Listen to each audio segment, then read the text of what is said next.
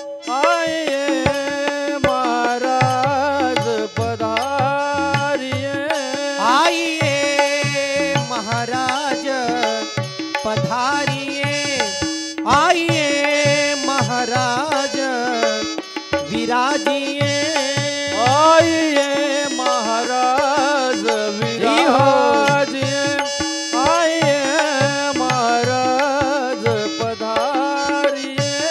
आइए महाराज विराजिए। आइए महाराज सानिधपम महाराज ओहो विराजिए। महाराज ओ आइए महाराज जी हो। विराजिए। आइए महाराज विराजिए। आइए महाराज विराजिए। आइए महाराज विराजिए। आइए महाराज पधारिए। आइए महाराज विराजिए। हाँ, ऑर्गन।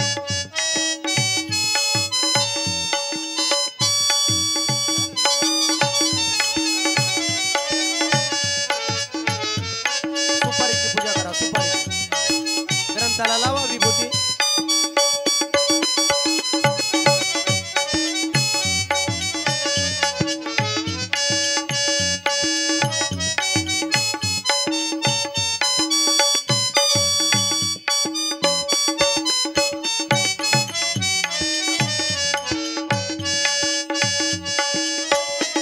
महाराज विराजिए। आइए महाराज विराजिए। आइए महाराज विराजिए।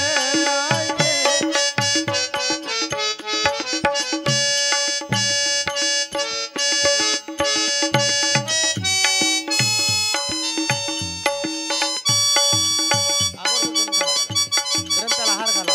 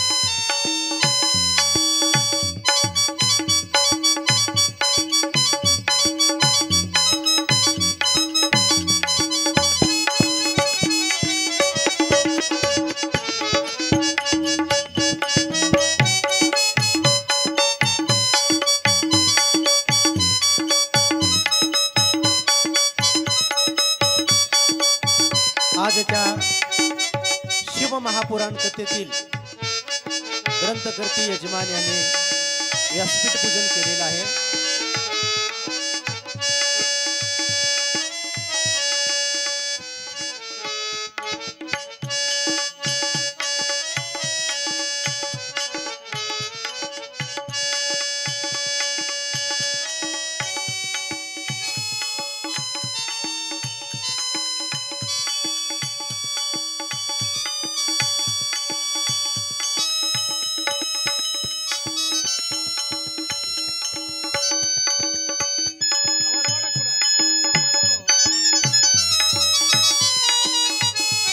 शंभो. आइए महाराज विराजिए. आइए महाराज. आइए महाराज विराजिए. संभये नम पार्वती पते शिव हर हर महादेव। सच्चिदानंद सद्गुरुनाथ महाराज की जय.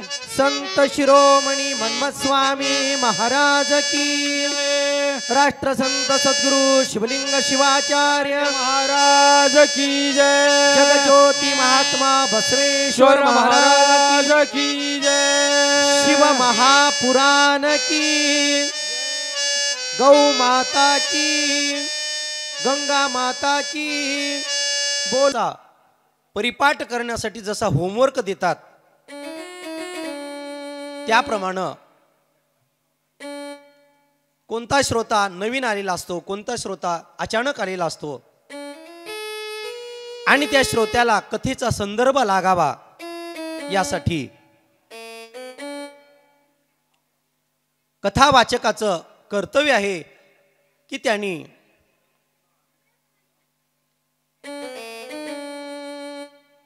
कथेची कालची परिणिती सांगितली पाहिजे. या पवित्र शिव महापुराण कथेच्या माध्यमातून अतिशय सुंदर अशी ही कथा काल सृष्टीखंडाच्या माध्यमातून सुरू झालेली आहे.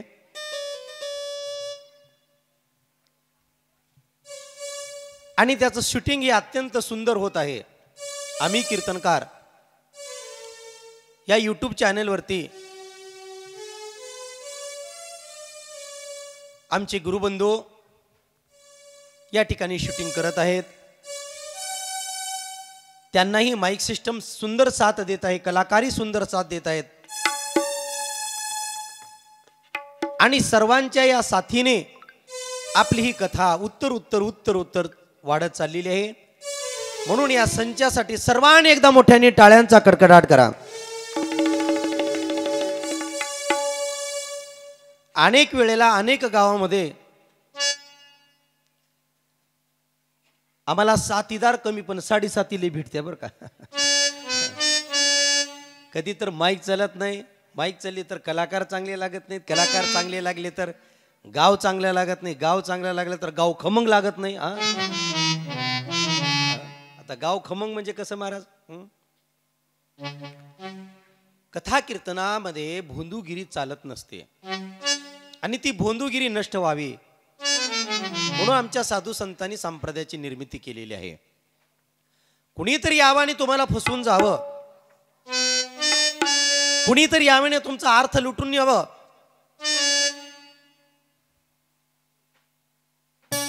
साधू संतांनी केवळ चित्त हरण केलेलं आहे, साधू संतांनी वित्त हरण केलेलं नाही. पण त्यांच्या नावावर आजही बरेच बोंधू तुमचं चित्त भगवंताकडे न लावता तुमचं वित्त हरण करून येत आहेत, तुमचा भर दिवसा खिसा कापत आहेत. म्हणून सावधान सावधान. कलियुग भयानक आहे.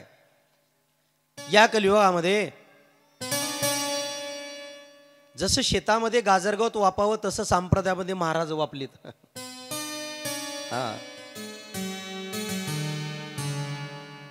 तुम्ही नांदेडच्या बसस्टँडला जर गेलात, नांदेडच्या बसस्टँडला जाऊन जर उगा हाक मारलात, ओ महाराज, तर 50 लोक तुमच्याकडे बघतात, एवढे महाराज झालेत.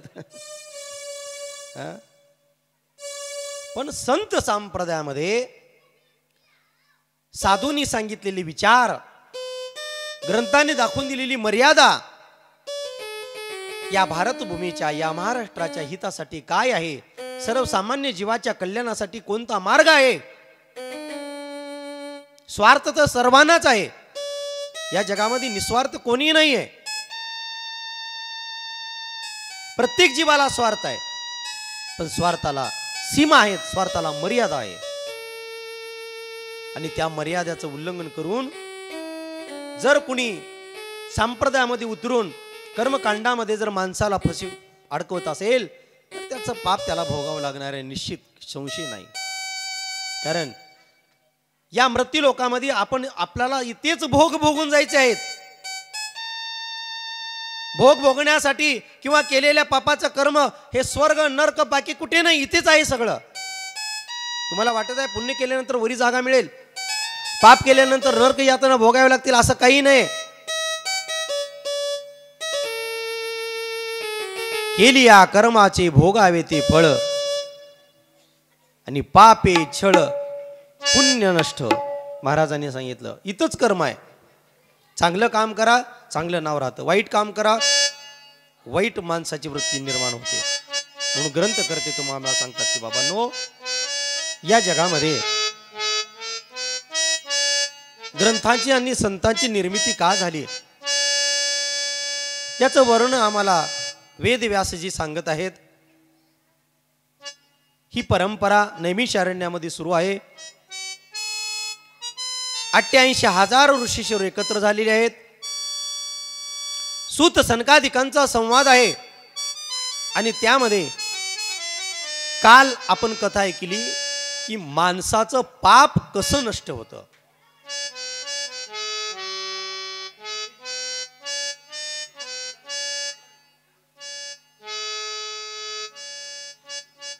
शांत बसा बाळानो, शांत बसा बेटा. आणि त्यामध्ये कथा सांगितली. ती कथा आहे शिवलीलामृत ग्रंथाची चंचुल आणि बिंदुकाची कथा. त्यापुढे सृष्टीचा उगम कसा झाला, या सृष्टीमध्ये पाण्यामध्ये कोणता जीव जन्माला आला, त्यातून या मृत्यूलोकाची उत्पत्ती स्थित कशी झाली, त्या देव दानव आणि मानवाने कसा जन्म घेतला, प्रत्येकाला वेगवेगळ्या प्रकारचे स्थान कशी निर्माण झाली. जे देव कार्य करतात त्यांना उंच स्थान निर्माण झालं, जे खालच्या दर्जाचं काम करतात त्यांना पाताळ लोक प्राप्त झालं आणि मनुष्यांना मृत्यूलोक प्राप्त झाला. म्हणून माणसाने कर्म करत असताना चांगलेही कर्म करून त्याला राक्षस न होता येतं आणि वाईट काम करूनही त्याला वाईट होता येतं, असं ग्रंथ करते तुम्हा मला सांगतात. म्हणून सर्वात अतिउत्तम माणसाचा हा जन्म आहे. का देवादिकांना देखील मानवाचा जन्म मिळावासा वाटला, पण तो मिळाला नाही त्यांना, कारण ते अमृत पिल्याने अमर झाले, पण मानवाची प्राप्ती नाही. म्हणून माऊलींच्या सानिध्यामध्ये आणि माऊलींच्या संगतीमध्ये येण्यासाठी श्री क्षेत्र कपिलधार येथे आजही तुम्ही जाऊन बघा, अनेक देव लोकांनी झाडा झुडपाणी पाषाणांचा अवतार घेऊन माऊलींची संगती केलेली आहे. वा, त्याच्या पुढे जाऊन सांगतो तुम्हाला. वाईट कर्म करून नरक यातना भोगणारी राक्षसी वृत्ती देखील जन्माला आली. दिती आणि आदितीच्या पोटी तारकासूर नावाचा राक्षस जन्माला आला. वाईट काम करू लागला आणि मृत्यू लोकामध्ये मानवी वृत्ती जन्माला आली. या मृत्यू लोकामध्ये या माणसाने जन्म घेतलेला आहे आणि तो मृत्यूलोक म्हणजे कर्मयोग आहे. आणि या कर्मयोगाने माणसाला जन्म आणि मृत्यू चुकवता येतो, एवढं सामर्थ्य याच्याकडे आहे. म्हणून हे माणसा, तुला या जीवनामध्ये आल्यानंतर भजन कर आणि भजन केल्यानंतर तुला मोक्ष आणि मुक्ती प्राप्त होणार आहे. म्हणून मानवा भजन कधी करणार. मानवा भजन कधी करणार. मानवा भजन कधी करणार. मानवा भजन कधी करणार. मानवा भजन कधी करणार. मानवा भजन कधी करणार. मानवा भजन कधी करणार.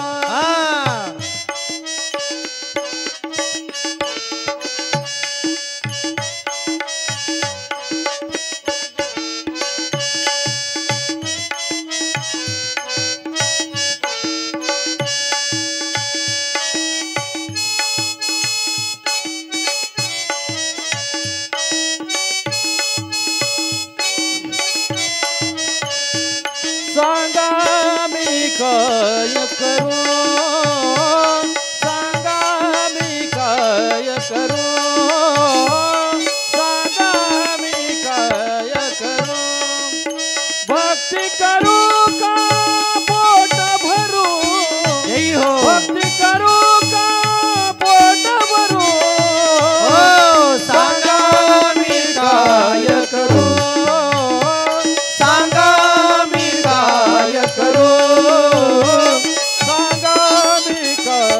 करू हर हर महादेव.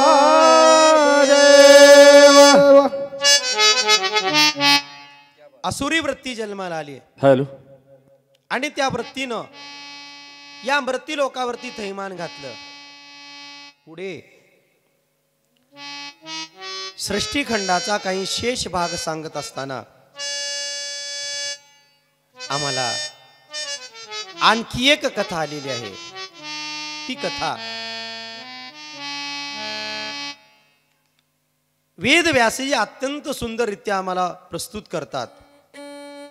प्रसंग असा आला. देवर्षी नारद नावाचे एक ऋषी आपल्याला प्रख्यात आहेत, सर्वांना माहित आहेत. नारद त्यांचं नावच आहे ना रद्द. अर्थ असा आहे की या भूतलावरती त्यांनी जी काही योजना केलेली आहे ती योजना कधीच रद्द झाली नाही. त्याचं नाव नारद आहे. आता बरेच लोक म्हणतात कळीचा नारद. ते आमच्यासारख्या महाराज लोकांनी त्याला नाव ठेवलं बरं का, कळीचा नारद. पण त्याचा मूळ अर्थ, त्याची योजना रद्द होत नाही, त्याचं नाव आहे नारद. आणि या नारदांना एक सिद्धी प्राप्त होती. काही लोकांना सिद्ध्या प्राप्त असतात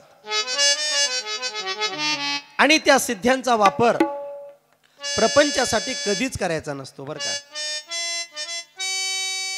त्याचं कारण असं आहे. आता बरेच महाराज मंडळी, काही साधू मंडळी असं काहीतरी जादू टोना करतात, काहीतरी मंत्र फुंकतात आणि हातामध्ये तांदूळ घेतात आणि तांदूळाचे पेढे करून दाखवतात. बघितले का तुम्ही असे काही महाराज? म्हणजे ती एक कला आहे, एक नजरबंदी आहे, ती एक विद्या आहे, ते एक गणित आहे. अशा क्षणिक जादू टोण्यानं माणसाच्या जीवनाचं आत्मकल्याण कधीच होत नाही. म्हणून संतांनी सांगितलं ते आम्हाला नको आहे. रिद्धी सिद्धी अवघीची उपाधी, ही उपाधी आहे. नारदाला सिद्धी प्राप्त होती आणि नारद त्रिलोकामध्ये गमन करण्याची त्याच्याकडे कला होती, शक्ती होती. हातामध्ये विणा आहे,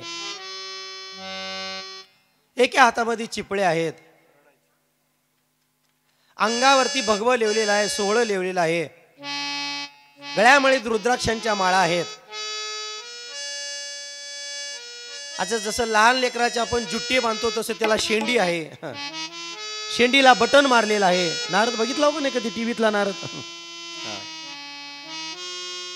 आणि सारखं मुखामध्ये देवाचं नाव आहे, नारायण नारायण नारायण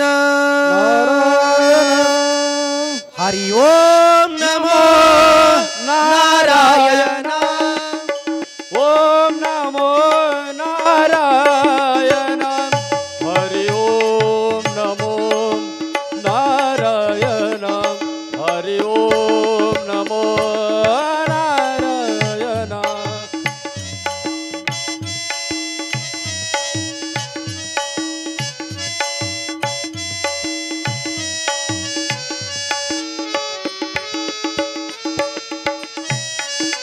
जय हो.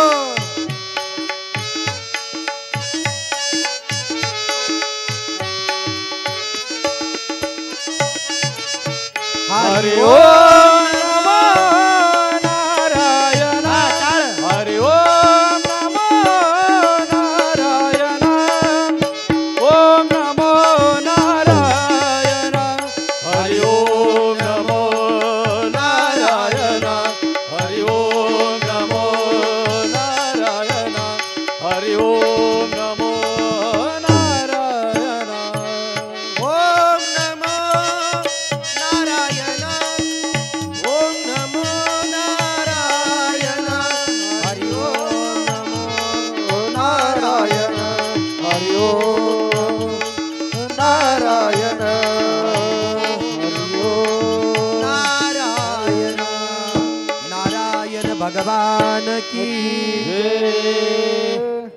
सतत त्याच्या मुखामध्ये नारायणाचं नाव आहे. आणि भ्रमण करत करत करत करत करत एक दिवस नारद गंगा नदीच्या उगमस्थानी आलेला आहे, हिमालयाच्या पायथ्याशी आलेला आहे. अतिशय वातावरण स्वच्छ आहे, पवित्र आहे. ती भूमी तपश्चर्येची आहे. काही भूमी पवित्र असतात, काही साधू संतांच्या पदस्पर्शाने पवित्र झालेली भूमी आहे, काही भगवंताच्या अवताराने कार्य सिद्ध होऊन ती भूमी पवित्र झालेली आहे. आता महाराष्ट्र जर तुम्ही आम्ही बघितला तर महाराष्ट्र ही संतांची भूमी आहे. उत्तर प्रदेशामध्ये जर तुम्ही गेलात तर उत्तर प्रदेशामध्ये अनेक देवदेवतांनी जन्म घेतल्यामुळे उत्तर प्रदेशाच्या बॉर्डरवरती मोठमोठे बोर्ड लागलेले आहेत. देवभूमी उत्तराखंड में आपका स्वागत है. आणि तुम्ही महाराष्ट्रामध्ये जर आलात तर संत भूमीमध्ये आपले सहर्ष स्वागत आहे असं लिहिलेलं असतं ना शासनाच्या मोठमोठ्या बोर्डवरती. कारण तिथे देव अवतार घेतलेले आहेत आणि ते संत अवतार घेतलेले आहेत.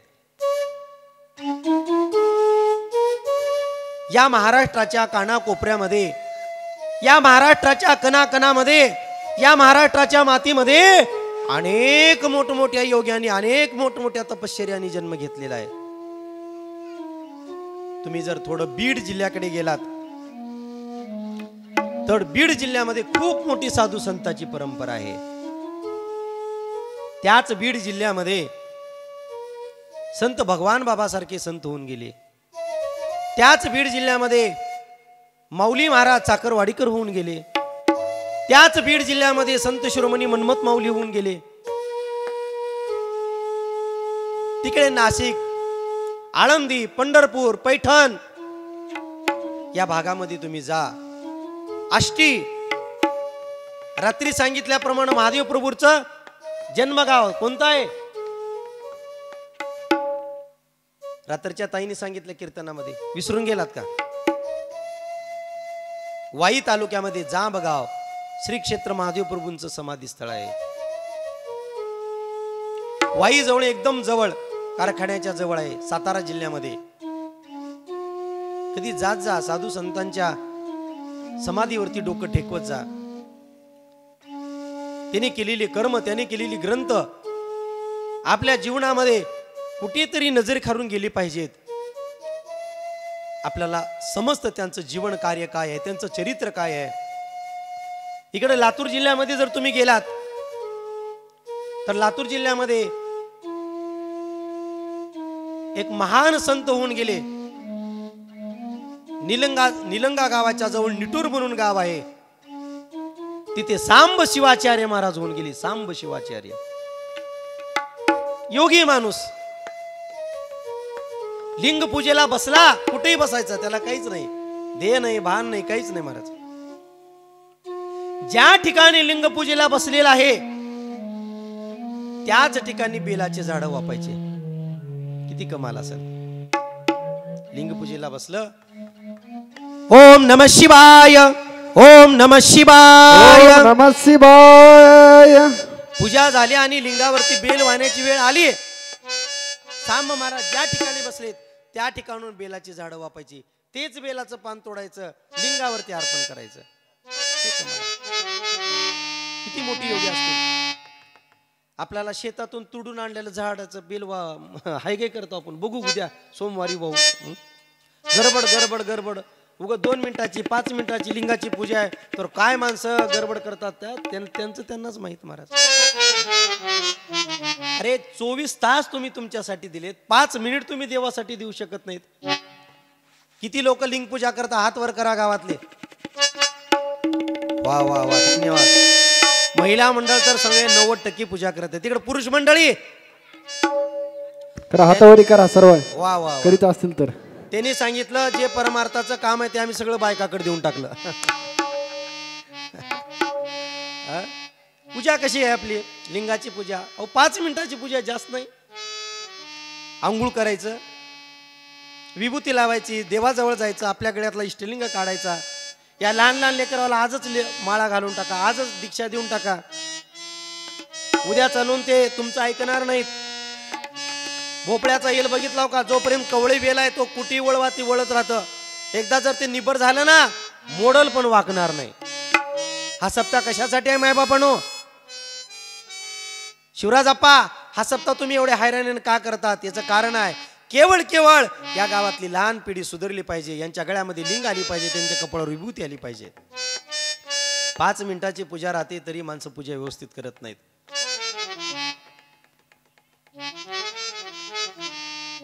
आमच्याकडे 60 वर्षाचा माणूस होऊन गेला, 60 वर्षाचा. गावामध्ये असाच नवीन सप्ताह उभारला आणि सप्ताह उभारल्यानंतर महाराजांनी सांगितलं, दीक्षा घ्या, दीक्षा घ्या, दीक्षा घ्या. त्याने विचार केला, लई दीक्षा घ्या म्हणल्यात लोक, म्हणला महाराज आलेले आणि आपण बी दीक्षा घ्या म्हणला. मग माझ्याकडे जवळ हळूच आला आणि म्हणले, महाराज दीक्षा घेऊ म्हणला. म्हणले वय किती झाले? काही नाही 60 वर्ष झालेत म्हणला. आणखी संधी आहे. आता त्याला सवय होती. शेताहून आल्याबरोबर अगोदर जेवण करायचं महाराज, आंघोळ करायचं नाही, स्नान नाही, काही पूजा नाही, काय नाही. तरी काही माणसं देवघरामध्ये जातात, व्यवस्थित पूजा करत नाहीत, इकडं तिकडच लक्ष राहतं. एक मावशी असं देवघरात गेली, काय सांगा महाराज, सून नव्हती, माहेरला गेली होती, घरात लेकरं बाळ कोणी नव्हते, एकटीच होती, लिंग पूजेला बसलेली होती. लिंग हातावर घेतल्याबरोबर दारामध्ये कुत्रा आलं. आता हातावरला लिंग तर बाजूला ठेवून जाता येत नाही. तिनं बघितली दारामध्ये कुत्रा आलं. म्हणजे कुत्रा आल्याबरोबर हातामधला लिंग तसाच धरली. आता काय करावं लागेल म्हणली, देव तर हातावर धरली, दारात तर कुत्रा आले, म्हणजे काय करावं, नाविला झाला. तसाच लिंग परती कुत्र्याने बी ओळखीला, आता हिनं पक्का अडकल्या म्हणला. आता किचन वट्याकडे आपण बी गेल्याशिवाय राहायचं नाही म्हणला. कुत्रा हळू हळू हळू मेन गेट मध्ये आलं महाराज. त्याच्याहून आणखी मध्ये आलं. मग आता हिनं ओम नमः शिवाय, ओम नमः शिवाय म्हणला. ती हिनं बी म्हणला ओम नमः शिवाय, ओम नमः शिवाय. हिनं जसं जसं ओम नमः शिवाय म्हणाल तसं तसं कुत्र मध्ये येऊ लागलं. तिने आणि म्हणू लागली ओम नमः शिवाय म्हणला देव. मग शेवटी ती कुत्र काही ऐकायला गेलं.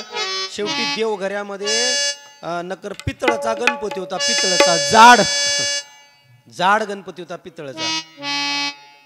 घेतली पितळाचा गणपती, जेव्हा कुत्र्याला हे वळून मारली का नाही,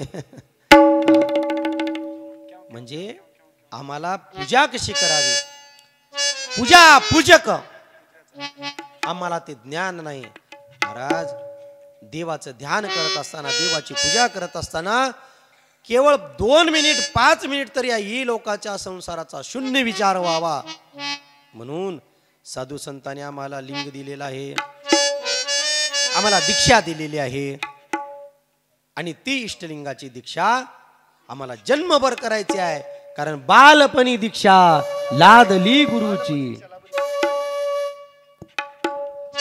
बालपणी दीक्षा लाभली गुरुची, बालपणी दीक्षा लाभली गुरुची, बालपणी दीक्षा लाभली गुरुची, बालपणी दीक्षा लाभली गुरुची.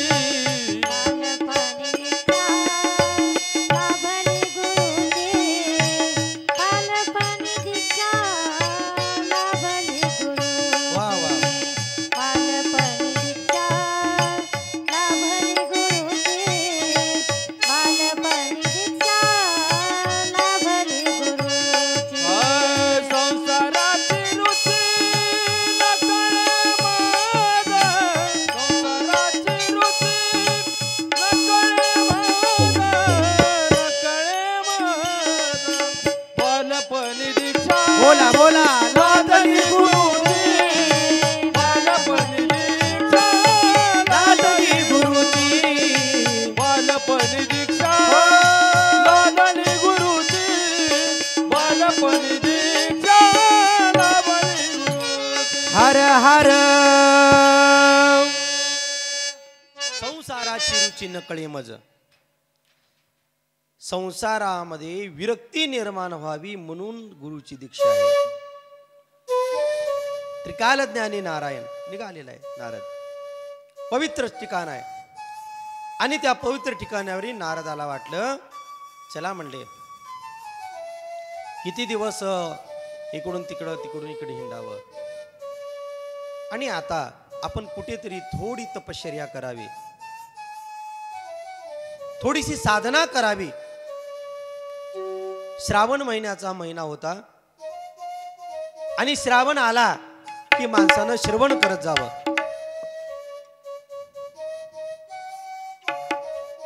अनुष्ठान करत जावं, जप तप करत जावं, नाम जपत जावं. श्रावण महिना अतिशय पवित्र आहे. चातुर्मासामध्ये सर्वात अग्रगण्य जर कोणतं पुण्य कर्म करण्यासाठी संधी उपलब्ध कोणत्या महिन्यामध्ये असेल तर ती आहे श्रावण महिना. तपाला बसला महाराज. श्रावण महिना होता, चोहीकडे हिरवळ होती, पक्ष्यांचे किलबिलाट होते, चोहीकडे झरे खळखळाट वाहत होते, आनंद उत्सव होता. आणि त्या श्रावण महिन्यामध्ये माणसानं अनुष्ठान करावं, जप तप करावं. तुम्हाला माहित आहे का, परमपूज्य अहमदपूरकर महाराज श्रावण महिन्यामध्ये 21 दिवसाचं अनुष्ठान करत होते. जवळजवळ आपल्या आयुष्यामध्ये त्यांनी 85 अनुष्ठान केले, 85. आणि त्यांचं वय होतं 104 वर्ष. पहिला अनुष्ठान त्यांनी कपिलधारला केलं आणि शेवटचं अनुष्ठान त्यांनी फुलकळसला केलं. बरोबर आहे, तुमच्या गावाच्या जवळ फुलकळस आहे इकडं. पण श्रावण महिन्यामध्ये ते काय खात होते, काय पित होते? 7 दिवस लिंबाचा पानाचा रस, 7 दिवस बेलाच्या पानाचा रस आणि 7 दिवस हराळीचा रस. दूध नाही, फळं नाहीत, कसला नाश्ता नाही, कसला आहार नाही, निरंकार 21 दिवस महाराज. उद्या सोमवार आहे तर रविवारपासून तयारी चालू आहे सोमवारची. उद्या सोमवार आहे म्हणून काही काही महिला मंडळ रात्री 12ला उठून जीवलेले आता. का बरं एवढ्या रात्री का बरं जीवलेला? नाही उद्या सोमवार आहे. आणि सोमवार धरल्यानंतर मंगळवारी आणखी कालचा मंगळवार, कालचा सोमवार आहे म्हणून मंगळवारचा दिवस फुल एंगेज आहे. आता काही काही बाया सोमवारला पोहे खावले. आता पोहे तुमच्याकडे कसं आहे? आमच्याकडे पोहे बी खावले, आता सुशीला बी खावलेले. आता चलतंय काय? मग आता पोहे सुशाला खाल्यावर खिचडीला फोडणी द्यायला काय हरकत आहे? तांदळाचीच आहेत ना ते बी. उपवास कळाला नाही आम्हाला. जशी मोटरसायकलची 2500 किलोमीटर झाल्यानंतर सर्व्हिसिंग करावी लागते, जसं 4 व्हीलरची 10,000 किलोमीटर झाल्यानंतर सर्व्हिसिंग करावी लागते, तसं 8 दिवसाला 15 दिवसाला या मोटरसायकलची सर्व्हिसिंग करण्यासाठी उपवास आहे. हे कळालं पाहिजे तुम्हाला. जठराग्नी सारखं जठराग्नीमध्ये आपलं अन्न गेल्यामुळे त्या जठराग्नीला कुठेतरी विश्रांती हवी असते. आणि ती विश्रांती घेण्यासाठी, शरीर स्वच्छ आतून करण्यासाठी उपवास धरावा लागतो. आमच्याकडे काही श्रावण महिन्यामध्ये सध्या महाराज अनुष्ठान करलेत 21 दिवसाचं. मी तर का म्हणतो महाराजाला अनुष्ठानाला बसण्याच्या आधी वजन करा, अनुष्ठान संपल्यावर बी वजन करूनच उठवा. महाराज बसायच्या वेळा 55 किलोचा आहे आणि उठायच्या वेळा 60 किलोचा हुलाला आहे. होय कपिल महाराज? हा, काजू बदाम. त्याला अनुष्ठान म्हणायचं नाही. अनुष्ठान केलं त्या राष्ट्रसंताने. 7 दिवस निरंकार मौन, बोलायचं नाही. शेवटच्या ज्या वेळेला धर्मसभेला महाराजांना उठवण्यात आलं त्यावेळेला महाराजाच्या तोंडातून शब्द निघायचे नाहीत, त्यांना बोलायला शक्ती राहायचं नाही. आणि त्यावेळेला काहीतरी जमलेल्या अथांग जनसमुदायाला संदेश देण्यासाठी महाराजांना प्रवृत्त केलं. त्यावेळेला महाराज सांगायचे, सर्वे सुखेने संतु, सर्वे संतु निरामय. बघा, अरे राष्ट्रसंताचं नाव हे काढलं की आमच्या अंगावर शहारे उभारतात, डोळ्यातून पाणी येऊ लागतं. का? त्यांनी समाजासाठी झिजलं, संप्रदायासाठी झिजले महाराज. अरे कितीतरी मोठमोठ्या त्यांना संधी आल्या होत्या. एवढंच नाही, काशी जगद्गुरूने त्यांना जगद्गुरू होण्यासाठी काशीला बोलवून घेतलं होतं. पण त्यांनी विचार केला, मी जर काशीला जगद्गुरू झालो तर सोन्याचे सिंहासन आणि चांदीच्या मुकुटामध्ये मी मडून जाणार आहे. मला अंगठ्याचा लोभ होईल, मला सोन्याचा लोभ होईल. त्या उद्धारासाठी कोण काम करणार? म्हणून त्यांनी डॉक्टरेट पदवीला लात मारली, जगद्गुरु पदवीला लात मारली आणि राष्ट्रसंत डॉक्टर शिवलिंग शिवाचार्य महाराजांनी गाव तिथे शिवनाम सप्त्याची बीज रोवलं, दीप रोवले आणि आज ही गाव ते सुरू आहे. महाराजांना विचारलं, ज्या वेळेला महाराजांचा अंतकाळ जवळ आला त्यावेळेला पत्रकार लोकांनी महाराजांना प्रश्न विचारला. म्हणले, आप्पा शिवलिंग शिवाचार्य भूवरी आले. वा वा. शिवलिंग शिवाचार्य भूवरी आले. माझ्या देहाला लिंग लाविले. माझ्या देहाला लिंग बाविले. माझ्या देहाला लिंग लाविले. बोला.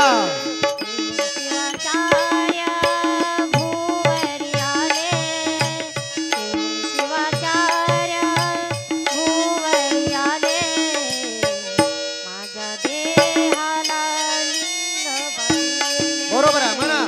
माझ्या देहाला लिंग लाविले. माझ्या देहाला लिंग लाविले.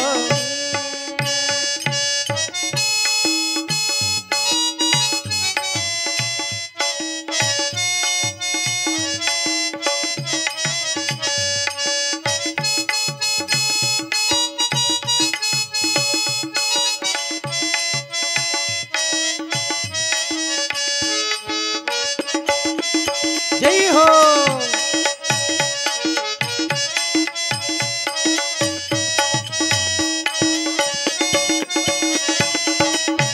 वा.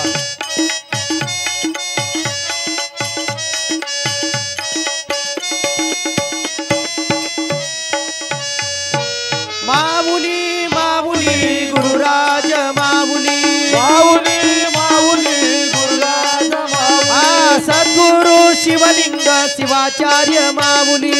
सद्गुरु शिवलिंग शिवाचार्य माऊली. गुरुराज माऊली. गुरुराज माऊली. शिवलिंग माऊली. शिवलिंग माऊली. माऊली माऊली गुरुराज माऊली. माऊली माऊली गुरुराज माऊली. माऊली माऊली गुरुराज माऊली. माऊली माऊली गुरुराज माऊली. सद्गुरु शिवलिंग शिवाचार्य महाराज की. हर हर महादेव. म्हणून आप्पांनी हे काम केलं महाराज. जन्मभर काम केलं निस्वार्थ. तुमच्या शिरड गावातले काही कार्यकर्ते आप्पाकडे गेले आणि आप्पांना सांगितलं, आप्पा तुम्ही आमच्या गावाला या. त्यावेळेला आप्पांचं एकच उत्तर राहायचं, मी तुमच्या गावामध्ये येतो पण माझी एक अट आहे. काय अट आहे? आता बऱ्याच लोकांना वाटायचं आप्पांची अट काय असेल, आप्पा काय मागतील? आप्पा भरायर मागतील, आप्पा सोहळं मागतील, गाडीचं भाडं मागतील, आप्पा सोन्याच्या अंगठ्या मागतील? काहीच नाही. कुठल्याही गावातले कार्यकर्ते जर आप्पांना गावात बोलवण्यासाठी गेले तर आप्पा एकच सांगायचं, मी तुझ्या गावामध्ये येतो पण तुझ्या गावामध्ये शिवनाम सप्ताह सुरू कर. ज्या गावामध्ये सप्ताह आहे त्याच गावामध्ये आप्पा जायचे. आणि अंतकाळाला ज्या वेळेला राष्ट्रसंतांना पत्रकार लोकांनी प्रश्न विचारला, म्हणले महाराज तुम्ही गेल्यानंतर या संप्रदायाचं काय होईल, संप्रदाय चलेल का नाही? त्यावेळेला आप्पांनी सांगितलं, मी या संप्रदायाचा असा पाया भक्कम करून चाललेलो आहे, अशी इमारत या संप्रदायाची बांधून चाललेली आहे, मी जरी गेलो चंद्र सूर्य तारे असेपर्यंत संप्रदाय चलल, अशी आप्पांनी योजना या संप्रदायासाठी मायबापानं करून गेलेली आहे. म्हणून आप्पांच्या आरतीमध्ये कुठे कुठे उल्लेख केला जातो, आरती गुरुराया शिवलिंग शिवाचार्या, वीरशैव धर्माची तुम्ही पालटली काया. आरती गुरुराया शिवलिंग शिवाचार्या,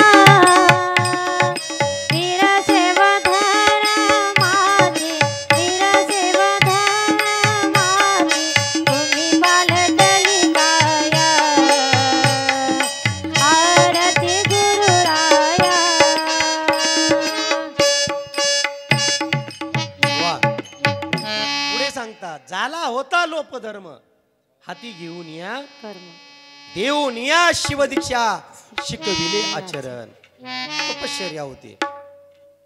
नारद तपश्चर्येला बसला आणि जवळजवळ नारदाला तपश्चर्येला बसून 10 वर्ष पूर्ण झाले. 10 वर्ष पूर्ण झाले. ज्या वेळेला मृत्यू लोकावरती कुणीतरी तप करत, पुण्य करत, नियम आहे, मृत्यू लोकावरती जर कुणी तप आचरण करत असेल तर इंद्र लोकातली घंटा वाजते आणि इंद्राचं इंद्रासन हलू लागतं. इंद्रदेवाने विचारलं, कोण आहे रे तिकडे? जा लवकरात लवकर जावा आणि मृत्यू लोकावरती कोण तपश्चर्या करत आहे त्याची तपश्चर्या लवकरात लवकर भंग करा.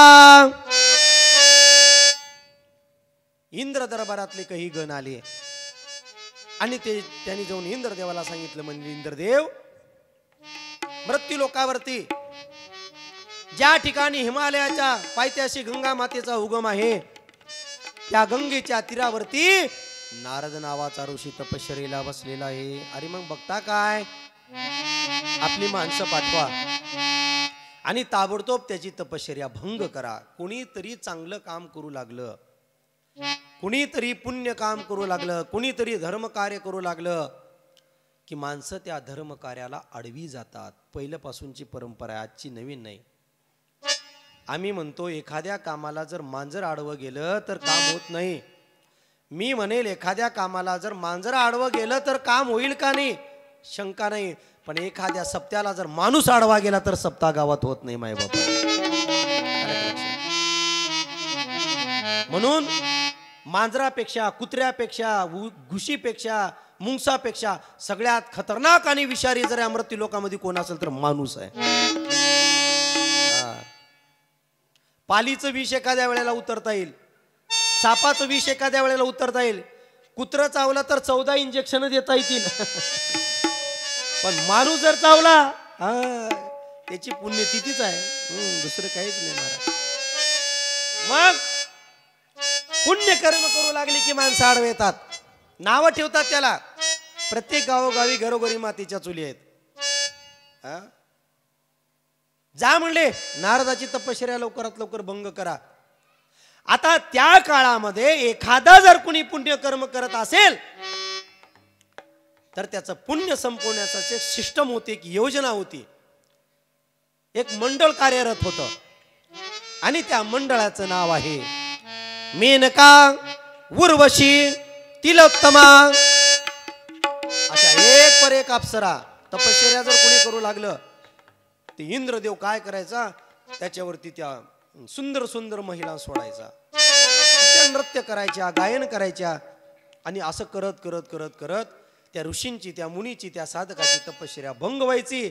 आणि भंग झाल्यानंतर त्याचं पुण्य संपायचं आणि पुण्य संपल्यानंतर इंद्राचं इंद्रासन सुरक्षित राहायचं. जर आपली खुर्ची अबाधित राहावी असं वाटत असेल, आपली सत्ता जर जाऊ वाटत नसेल, काय करावं लागतं? राजकारणामध्ये सगळंच सरस आहे महाराज. मग त्यांनी सांगितलं, जा त्या अनेक अशा अप्सरांना पाठवण्यात आलं. अप्सरा नृत्य करू लागल्या, गायन करू लागल्या, मोठमोठ्यानं तिथं असं नृत्य करत असताना पण किंचितही नारदाची तपश्चर्या भंग झाली नाही. शेवटी मेनका, तिलोत्तमा, उर्वशी अशाच एक पर एक अप्सरा शेवटी इंद्रदेवाजवळ आल्या आणि इंद्रदेवाला हात जोडून विनंती करू लागल्या. म्हणले, इंद्रदेव, आम्ही नारदाची तपश्चर्या भंग करण्याचा खूप प्रयत्न केला पण आम्हाला अपयश आलं. इंद्रदेवाने दुसरी युक्ती केलेली आहे. त्यावेळेला इंद्रदेवानी कामाला पाचारण केलेलं आहे. कामदेव प्रकट हो, कामदेव प्रकट हो, कामदेव प्रकट हो. कामाला पाचारण केलं. कामदेव आले, इंद्रदेवाला सांगितलं, बोला देवाचे राजे इंद्रदेव, काय आज्ञा माझ्यासाठी? त्याने सांगितलं, जा, सध्या मृत्यू लोकावरती नारद नावाचा ऋषी तपश्चर्या करत आहे आणि लवकरात लवकर तुझ्या कामाचा प्रभाव त्याच्यावरती टाक आणि त्याची तपश्चर्या भंग कर. कामदेव आले. आता कामदेव आल्यानंतर कामदेवानी नारदाला आपल्या कामभावाने प्रभाव करण्याचा प्रयत्न केला. पण नारदाची तपश्चर्या एवढी कठीण आणि निश्चयाची होती की नारद त्याला देखील एक क्षण देखील जगमगला नाही. 12 वर्ष पूर्ण झाले, एक तप पूर्ण झालं आणि त्यावेळेला नारद समाधीतून जागे झाले. नारदाची तपश्चर्या सिद्धीला गेली. पण त्यावेळेला कामदेवाने एक युक्ती केली. ज्या वेळेला नारद तपश्चर्येतून उठला त्यावेळेला कामदेवाने आपल्या कामाचा काही अंशता प्रभाव एका हारामध्ये गुंपला, फुलामध्ये गुंपला आणि तो हार नारदाच्या गळ्यामध्ये टाकला. नारदाला अनेक रित्या सिद्ध्या प्राप्त झाल्या, नारदाला तपसिद्धी प्राप्त झाली. पण त्यामध्ये ज्ञान आलं आणि ज्ञानाबरोबर हार टाकल्यामुळे, माळ टाकल्यामुळे नारदाच्या ज्ञानामध्ये अहंकार आला. अहंकार आला. अहंकार खूप भयानक आहे बर का अहंकार. या अहंकाराला अनेक लोक बळी पडलेले आहेत. हा अहंकार एवढा भयानक आहे, यानं भल्या भल्याची माती केलेली आहे. आणि नारदाला अहंकार आला, अभिमान आला, गर्व आला. ज्यांना ज्ञान प्राप्त होतं, सज्ञानाच्या झोंबेकंठी नाना संकटे ओढती. तुम्ही मांजर बघितले का? मांजर घरामध्ये काही पोचलेली मांजर येतात. आता आमच्या हिंगमिर्यापाच्या घरामध्ये एक मांजर आहे बघा. आम्ही जेवायला बसलो की चारडते. त्याला वाटतं ही कोण आल्यात की कान की कुठली टोळी आली की माझ्याकडे कोणी बघना गेले. आलं की पंगत यांचीच बघलेले, मला कोणी दूध देणं गेले, चपाती देणं गेले. आमच्या जवळ बसते टरटरा आरडते ती घरातले लोक. मांजर बघ तसं मांजर राहते महाराज. ते मांजर काय करते माहिती का? मांजर मेलेल्या उंदराला कधीच खात नाही. जे उंदीर घरामध्ये टुन टुन उड्या मारलेले त्या उंदराला कधी कधी धरू म्हणते ती मांजर. तसं ज्ञानी लोकाला, ज्ञानी लोक, अहंकारी लोक जसं टुन टुन उड्या हाणलाले का नाही, तवा तवा यांना कुठं धरू, कसं धरू, कोणत्या योजनेमध्ये यांना पकडू. सज्ञानाच्या झोंबेकंठी नाना संकटे ओढविती. मग नारद आला, अहंकार आला, अभिमान आला, मीपणा आला. आणि नारदाची 12 वर्षाची तपश्चर्या पूर्ण झाल्या कारणाने नारद शांत बसला नाही. नारद सांगत सुटला आणि पहिलं गटला कुणाला जाऊन कैलासामध्ये भगवान शिवशंभूंना भेटला.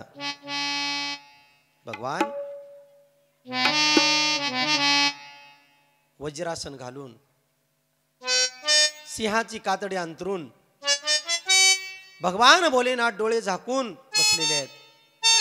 जटेवरती गंगा आहे, अर्ध चंद्रकोर अशा प्रकारचा चंद्र आहे, त्रिशूळ डमरू आहे, गळ्यामध्ये नाग फणफणत आहे, सभोवताली गण बसलेले आहेत आणि भगवान शंकर डोळे झाकून बसलेले आहेत. तेवढ्यामध्ये नारद गेला आणि नारद गेल्याबरोबर भगवान शंकराला म्हणू लागला, हा महाराज शरणात. ओ शरणात शरणात, बोला कस काय, काय नाही, किती दिवस झालं भेट नाही, गाठ नाही म्हणले. त्यावेळेला नारद आपल्या तपश्चर्येची गणती भगवान शंकराला सांगू लागला. म्हणले भोलेनाथ तुम्हाला की माहित आहे का नाही? म्हणले काय झालं? अहो म्हणलं मी गंगा नदीच्या उगम किनाऱ्यावरती मी 12 वर्षाची तपश्चर्या केली. मी कामदेव जिंकला, मी कामाला जिंकलं. मी मी मी मी मीपणा आला, अहंकार आला. भगवान शंकराने सांगितलं नारदजी तुम्ही कामदेवाला जिंकलं, तुम्ही तपश्चर्या केली, तुमचं अभिनंदन आहे, अभिनंदन आहे म्हणून तिथून पाठवून दिलं. तेवढ्यावरच थांबला नाही नारद. पुढे नारद वैकुंठाकडे भगवान विष्णूकडे गेला. आता तिथं गेल्यानंतर परत भगवान विष्णूजीला त्यांनी जय हरी घातला आपला. हो जय हरी, रामकृष्ण हरी, बोला. म्हणले काय नारदजी बरेच दिवस झाला भेट नाही गाठ नाही, कुठे गेलात? ओ म्हणले विष्णूजी तुम्हाला काय माहित आहे, म्हणले तुम्ही उगा सारखे या शेषावर पडून राहता, तुमची बायको पाय दाबत राहते, तुम्हाला बाहेर काय घडले तुम्हाला काही माहित नाही म्हणले. अरे झाले तरी काय, अहो म्हणले किती मोठी तपश्चर्या केली मी तुम्हाला माहित आहे का, आणि माझ्या तपश्चर्येमध्ये कितीतरी विघ्न आले, आणि त्याच्यामध्ये कामदेव देखील आला होता, पण मी काम जिंकला. भगवान विष्णूला दुःख झालं. अरे म्हणले एवढा मोठा महान तपस्वी नारद, आणि नारदाला तपश्चर्या केल्यामुळे अहंकार आलेला आहे म्हणले. आता याचा अहंकार जर आपण वेळेत पाडला नाही तर हा खूप मोठा धोका याला होणार आहे. म्हणून भगवान विष्णूजींनी त्याच्यावरती माया टाकली. माया भयानक आहे ही माया. एक ठिकाणी तुकाराम महाराजांनी सांगितलं, तुका म्हणे माया होय दासी लागे पाया. का ऐसे विठोबाचे नाम उच्चारिता खंडे जन्म. ही माया भयानक आहे. मग पुढे नारद अनेक लोकांना सांगावं म्हणून निघालेला होता. तेवढ्यामध्ये त्याला वाटेमध्ये शीलनिधी राजाचं राज्य लागलं. शीलनिधी राजा होता, खूप सुंदर राज्य होते त्याचं. 12 वर्षाच्या तपश्चर्येमध्ये आपण लीन असताना केव्हा हे राज्य तयार झालंय, आणि या राज्यामध्ये जावं असं नारदाला वाटलं, आणि नारद त्या राज्यामध्ये गेला. तिथे शीलनिधी नावाचा राजा राज्य करत होता. त्याला कळालं आपल्या राज्यामध्ये महर्षी नारद आलेले आहेत, आणि त्यांनी त्यांचा सत्कार केला. अतिथी देवो भव आपली संस्कृती आहे. आपल्या घरी कुणी जरी आलं तर आपण त्याला योग्य असा सन्मान देतो. आपल्या घरी शुभक आले, आपल्या दारावर गाय आली, आपल्या गावावर भिकारी, आपल्या दारावर कुत्र जर आलं तर आपण त्याला विनमुख करत नाहीत. आपली संस्कृती आहे. भारतीय संस्कृतीमध्ये सर्वात पुण्याचा वाटा अतिथी देवो भव. या म्हणले महाराज, आगतम स्वागतम सुस्वागतम. पाद्यपूजा केली, मंगल आरती केली नारदाची, आणि नारदाला ओवाळल्यानंतर शीलनिधी राजानं नारदाला प्रश्न विचारला. म्हणजे नारदजी, आम्ही असं ऐकलेले आहे की तुम्ही गंगेच्या किनाऱ्यावरती बसून तपश्चर्या केलेली आहे आणि तुम्हाला अनेक सिद्ध्या प्राप्त झालेल्या आहेत. म्हणलं हो, हे तर होणारच. मग आमचं एक छोटंसं म्हणणं आहे, थोडं ऐकून घेता का? काय सांगा. त्यावेळेला नारदाला शीलनिधी राजाने प्रश्न विचारला, माझी एक एकुलती एक मुलगी आहे, लग्नाला आलेली आहे. बरं ठीक आहे, मग? आणि कृपा करून माझ्या मुलीचं भविष्य बघा, माझ्या मुलीचं पंचांगण बघा. मग नारदाने सांगितलं, कुठे आहे तुझी मुलगी, बोलव. श्रीमती त्या मुलीचं नाव आहे. श्रीमतीला बोलवण्यात आलं. नारदाने श्रीमतीचा डाव्या तळ हात बघितला, कारण ज्योतिष्य शास्त्र भविष्य बघत असताना डाव्या रेषाची हस्तरेषा पाहून भाष्य करत असतात. ते गणित आहे, ते अभ्यास आहे, आम्हाला त्याच्यावर टीका करायची नाही, ती एक विद्या आहे. आणि नारद हाताची हस्तरेषा पाहून त्या मुलीचं भविष्य सांगायला सुरुवात केला. राजा, अरे म्हणले काय झालं? अहो राजा, तुम्ही खूप मोठे भाग्यशाली आहात, तुम्ही खूप भाग्यवान आहात. अहो झालं तरी काय सांगा. अहो तुमच्या मुलीला या जगामधला एवढा सुंदर पती मिळणारा, एवढा सुंदर पती मिळणार आहे. राजा आनंदित झाला. बरं ठीक आहे, सुंदर आहे ठीक आहे, पण त्याला की प्रॉपर्टी वगैरे किती आहे सांगताल का? हो हो म्हणले, काही सगळं सांगून टाकतो म्हणला. पुरा बायोडाटाच वाचून दाखवला. नारदाने सांगितलं, अमुक अमुक एवढी जमीन आहे, एवढ्या विहिरी आहेत, एवढे बोर आहेत, एवढे ट्रॅक्टर आहेत, एवढे शंकरीत जर्सी गाई म्हशी आहेत. आबा बाबा ते काय सांगू लागला म्हणलं नारद. आता गावोगाव गेल्यानंतर लोक आम्हाला विचारतात, म्हणले महाराज आमच्या मुलाचं लग्न करायचं, आमच्या मुलाचं लग्न करायचं, आमच्या मुलाचं लग्न करायचं, मुलगी बघा. 100 बापाच्या मुलाचे फोन आहेत मुलगी बघा म्हणून, पण एक क्या बी 72 मुलीच्या बापाचा फोन नाही मुलगा बघा म्हणून. का बर? का बर? मुली नाहीत का? मुली आहेत, पण मुली उच्च शिक्षित झाल्या, मुलींनी खूप शिक्षण घेतलंय. आणि मुलं काय नाही महाराज, कॉलेजच्या नावावरती आई वडिलाला इथलं गंडांतर घालत आहेत, आई वडिलांचा पैसा उकळत आहेत. मुलं शिकत नाहीत, मुलं मेरिटमध्ये येत नाहीत, मुलं चांगल्या प्रसिद्धीनं पास होत नाहीत. आणि मुली उच्च शिक्षित झाल्या कारणाने मुलांना साहजिकाचा वाटू लागलेला आहे, माझ्या डिग्रीचा मिळावा, माझ्या नोकरीचा मिळावा, माझ्या बरोबर काम करणारा नवरा मला मिळावा. पण मुलामध्ये व्यसनाचं प्रमाण वाढल्या कारणाने आज कुठलेही आई वडील आपल्या मुली व्यसनी मुलांना द्यायला तयार नाहीत. आणि त्याच्यामध्ये गंमत अशी झालेली आहे, मुलींच्या मायावाला देखील अफाट अपेक्षा झालेल्या आहेत. पॅकेज पॅकेज मुलगा निर्व्यसन आहे का, माळकरी आहे का, हे कुणी बघायला तयार नाही. महाराज पॅकेज कितचा आहे? अरे तुझ्या मुलीला पॅकेजमुळे सुख लागणार नाही. तुझ्या मुलीला सुख जर लागायचं असेल तर तुझा जावाई टाळकरी माळकरी आणि परमार्थिक असला पाहिजे, तर तुमच्या मुलींना सुख लागणार आहे मायबापांनो. म्हणून सावधान, मुली देणाऱ्यानो सावधान आणि मुली करणाऱ्यांनी सावधान. सगळं ते हकीकत सांगितली आणि सुंदर मुलगा मिळणार आहे असे आकाशवाणी आणि भविष्यवाणी नारदाने केली. आणि नारद तिथून निघून गेला. पण जाता जाता नारदाने त्या श्रीमतीचं मुख बघितलं आणि मुख बघितल्यानंतर नारदाच्या मनामध्ये थोडासा कामभाव निर्माण झाला. कारण त्या कामदेवाने तपश्चर्या पूर्ण झाल्यानंतर एक हार घातलता कुणाच्या गळ्यामध्ये? नारदाच्या. आणि त्याचा तो प्रभाव आहे. काम थोडासा निर्माण झाला आणि नारदाला वाटलं, अरे एवढी छान मुलगी आहे, एवढी सुंदर मुलगी आहे, आणि ही मुलगी जर मला पत्नी म्हणून प्राप्त झाली तर किती आनंद होईल. गेला परत विष्णूजीकडे, म्हणजे नारायण महाराज बोला. आणि थोडा विचार बदललाय म्हणले आमचा. काय विचार बदललाय?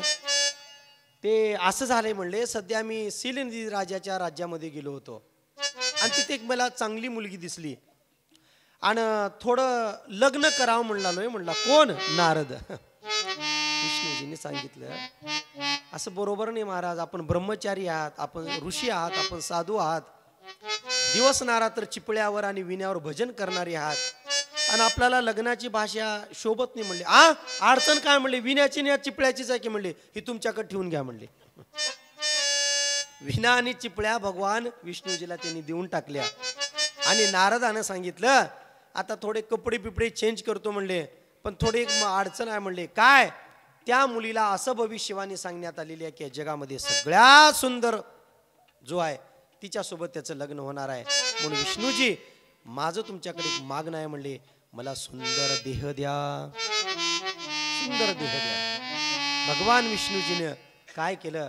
नारदाला सुंदर देह दिला, पण एक वस्तू नाही दिली, एक अवयव नाही दिला. त्यावेळेला सिलिनिधी राजाने खूप मोठं स्वयंवर रचलं. त्या स्वयंवरामध्ये मोठमोठे धैर्यवान वीरवान महापुरुष तिथं आले आणि शेवटी श्रीमतीनं आपल्या हातामध्ये वरमाला घेतली आणि प्रत्येक युवराज राजकुमाराकडे ती बघू लागली. प्रसंग असा आला, त्यामध्ये नारदही जाऊन बसलेला होता. नारदाच्या जवळ गेली. आता नारदाच्या जवळ गेल्यानंतर नारदाचा ध्येय मात्र सुंदर होता, पण नारदाचं मुख मात्र सुंदर नव्हतं. त्यावेळेला श्रीमतीनं आपल्या वडिलांना हाक मारली, बाबा! ताबडतोब काही सैन्याला घेऊन राजा तिथे आला. म्हणलं, काय झालं बाळा, काय झालं बेटा? बाबा, तुम्ही ही सभा हे स्वयंवर माणसाचं भरवलंय का माकडाचं भरवलंय म्हणली. कोण आहे माकड, कोण आहे माकड? त्यावेळेला तिनं नारदाकडे बोट केली. बघा हे म्हणले नारद, हे माकड येऊन बसले म्हणले खुर्चीवर. आता तुम्हाला जर कुणी माकड म्हणलं तर राग येईल का नाही? राग येईल का नाही? आमचे नामदेव महाराज तर विना त्याच्या डोसक्यात घालतील.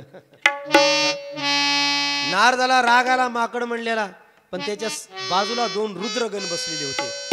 त्या रुद्रगणाने विचारलं, म्हणले नारद ठीक खोटं बोलत नाही, अगोदर थोडं आरशामध्ये जाऊन बघा म्हणले, स्वस्वरूप बघा म्हणले आपलं. आणि त्यावेळेला नारद खरंच आरशामध्ये जाऊन बघतोय तर नारदाला सदे देह सुंदर दिलाय, मुख मात्र माकडाचा आहे. नारदाला राग आला आणि तेवढ्यामध्ये भगवान विष्णूजी गरुडावर बसून आले. गरुडावर बसून आल्यानंतर ती श्रीमतीनं बघितलं आणि सगळ्यात सुंदर पती मला प्राप्त झाला म्हणून श्रीमतीनं ती वरमाला विष्णूजीच्या गळ्यामध्ये टाकली. दोघांचं लग्न झालं. गरुड उडायला लागला, तेवढ्यामध्ये नारद गरुडाच्या समोर जाऊन उभा टाकला आणि नारदानं गरुडाला सांगितलं, खबरदार! लट लट लट लट लट लट कापू लागला. कोण?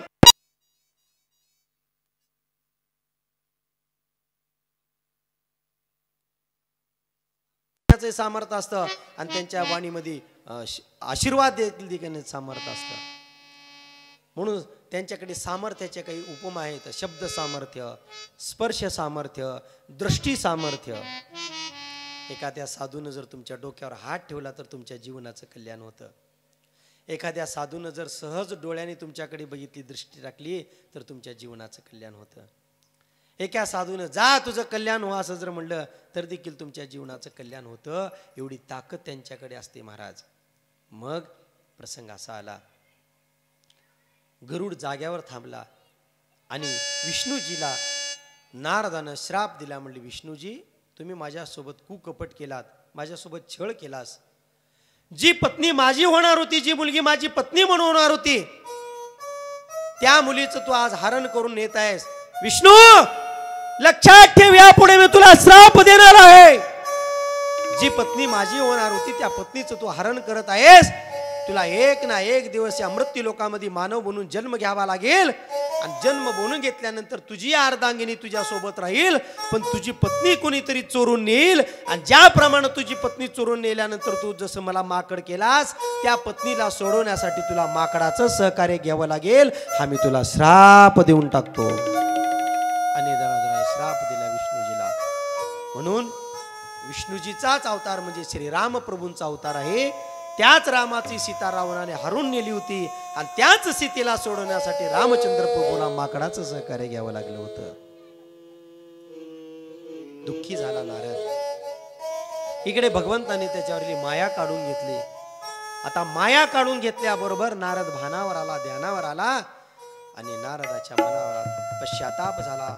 माझ्या मुखातून विष्णूजीला श्राप देण्याचं मला पाप घडलं आणि आता या पापाचं प्रायश्चित्त मला करावं लागेल. काय करावं? माणसाच्या हातून जर पाप झालं तर प्रायश्चित्त कसं करावं लागेल? सद्गुरूला शरण जावं लागतं, साधूंच्या संगतीमध्ये राहावं लागतं आणि साधू संतांच्या संगतीमध्ये माणूस गेला रे गेला की त्याचा अर्ध पाप नष्ट होतं. म्हणून संत संग ज्या लागला तिनी लोकी मान्य झाला. धन्य धन्य ती संगती देव अमर इच्छिती. पुढे तर आमच्या संतांनी सांगून टाकलं, त्या गुरुच्या संगतीमध्ये राहा. धन्य धन्य गुरुमाय, धन्य धन्य गुरु माया माय, धन्य धन्य गुरु माया माय.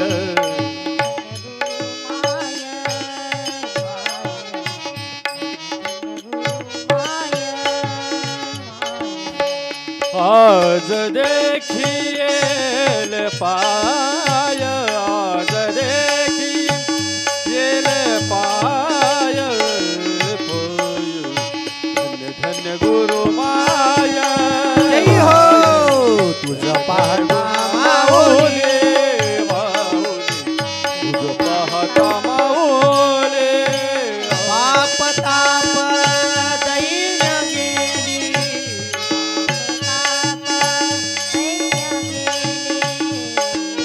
पदापदान गेली.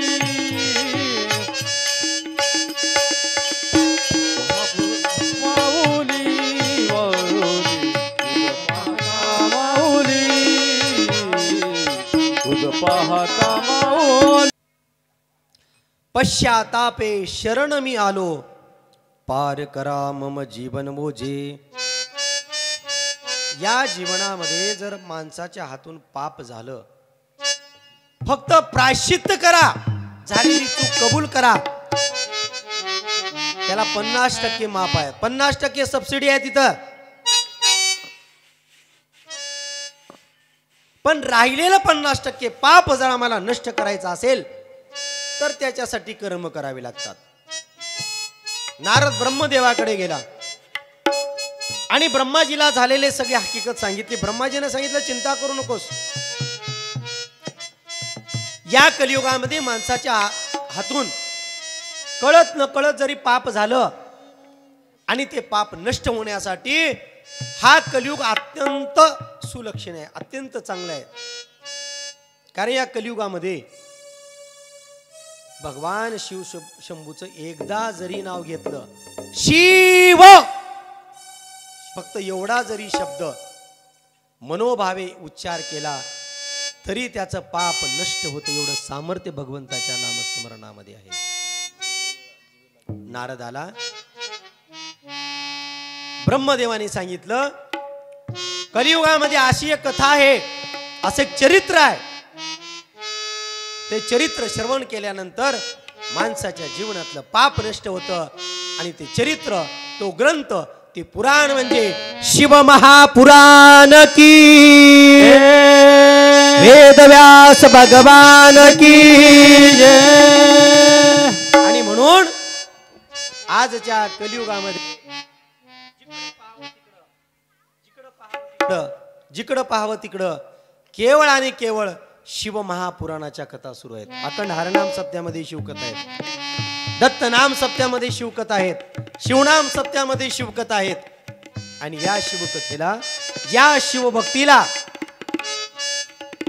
या महाराष्ट्राच्या भूमीमध्ये नाही तर संपूर्ण विश्वामध्ये प्रख्यात करणारे विद्वान महापंडित त्यांचं नाव काय, मिश्रा महाराजांनी अनेक मोठमोठ्या शिवकथेच्या माध्यमातून महिलांना शिवभक्तीकडे लावलं. 18 पगड जातींना शिवभक्तीकडे वळवलं. कारण लोकांना ही शिवभक्ती पूर्वी माहीत नव्हती, प्रसिद्ध नव्हती, प्रचार नव्हता, प्रसार नव्हता. पण प्रदीपजी मिश्रा महाराजांनी या शिवकथेच्या माध्यमातून बेलाचं महत्व, रुद्राक्षाचं महत्व, भगवान शंकराच्या पिंडीवरती काय काय अर्पण केल्यानंतर काय काय त्याचं फळ आहे, तांदूळ अर्पण केल्यानंतर काय फळ आहे, काळे तीळ अर्पण केल्यानंतर काय फळ आहे, बेल अर्पण केल्यानंतर काय फळ आहे, दूध दही अर्पण केल्यानंतर काय फळ आहे, सगळ्या फळाची फलश्रुती तुम्ही आम्हाला सांगून टाकली महाराज. म्हणून तेव्हापासून पूर्वी महिलांची गर्दी एसटीमध्येच होती, आता मंदिरामध्ये देखील होऊ लागली. त्याचे कारण आहे ओढा लाला ओढा. म्हणून आज मी तुम्हाला कथेमध्ये कथा सांगता सांगता बेलाच्या पानाचं महत्व सांगून जाणार आहे. किती बेलाच्या पानाचं महत्व आहे. हे बेलाचं पान आपण दररोज लिंगावरती अर्पण करतो. लिंगावरती अर्पण केलेले बेलाचं पान काय करायचं, लिंगावर बेलाचं पान अर्पण केलं की ते कधी टाकून द्यायचं नाही, ते खाऊन टाकायचं. वीरशैवांचा श्रेष्ठ धर्म पाला पुला नेहमी तुम्ही अंगावरती ठेवा लिंगाला. त्या लिंगाचं बिल्वपत्र तुम्ही खा ना सतत, का त्यात सत्व गुण फार आनंदात्म्याला नेहमी तुम्ही अंगावरती ठेवा लिंगाला. महाराज बेलाचे पान खायला का आम्ही का वानेर दिसलो का? काही लोकांचा प्रश्न आहे, बेलाची पानं खावा म्हणाला आम्हाला, उद्या आंब्याचे पानं खावा म्हणचाल, उद्या लिंबाचा पाला खावा म्हणचाल, काही बी म्हणचाल. शास्त्र त्याच्यामध्ये विज्ञान सांगतं, जी माणसं, जी शिवभक्त आयुष्यभर लिंगावर अर्पण केलेल्या बेलाचं पान खातात त्याला रक्तातला कॅन्सर जन्मभर होत नाही माय बापा. म्हणून बेलाचं पान खायचं. फक्त ते पान स्वच्छ असावं, त्या पानाला छिद्र पडलेली नसावीत, किंवा त्या पानावर कुण्या किड्या मुंगीनं घर केलेलं नसावं. असं बेलाचं पान स्वच्छ ठेवायचं, स्वच्छ कापडानं पुसायचं आणि ते बेलाचं पान देठ सोडून खायचं. देठ खायचं नाही त्याचं. असं ते बेलाचं पान आहे. त्या बेलाच्या पानाचं ही चरित्र तुम्हाला मी सांगून जातो. भगवान शंकराला काय आवडतं, काय आवडतं बेलाचं पान? शंकराला माझ्या, हो हो, महादेवाला माझ्या बरोबर आवडते बेलाचे पान. पान, आवडते बेलाचे पान, पान, आवडते बेलाचे पान. हा, शंकराला माझ्या, महादेवाला माझ्या, माझ्या शंकराला माझ्या आवडते बेलाचे पान. तबला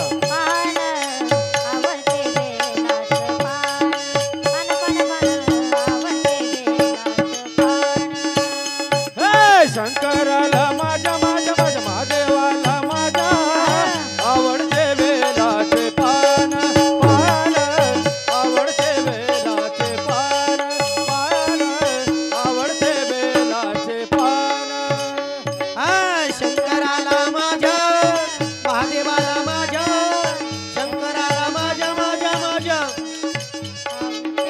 आवडते बेलाचे पान पान आवडते बेलाचे पान पान आवडते बेलाचे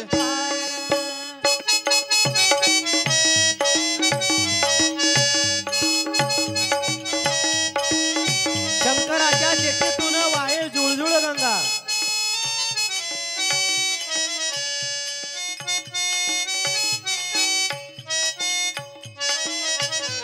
वा वा अर्गन.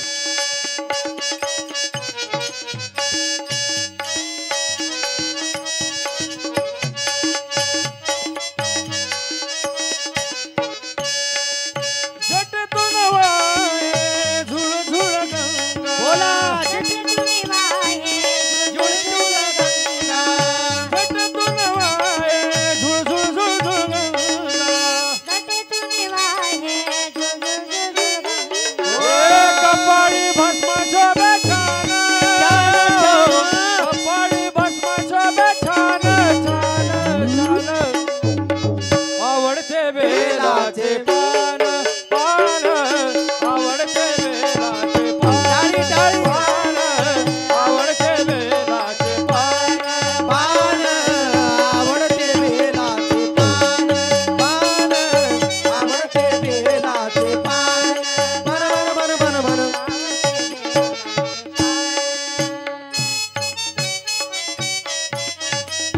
वा वा. टाळ्या वाजवा सर्वांनी कलाकारासाठी. शंकराला माझ्या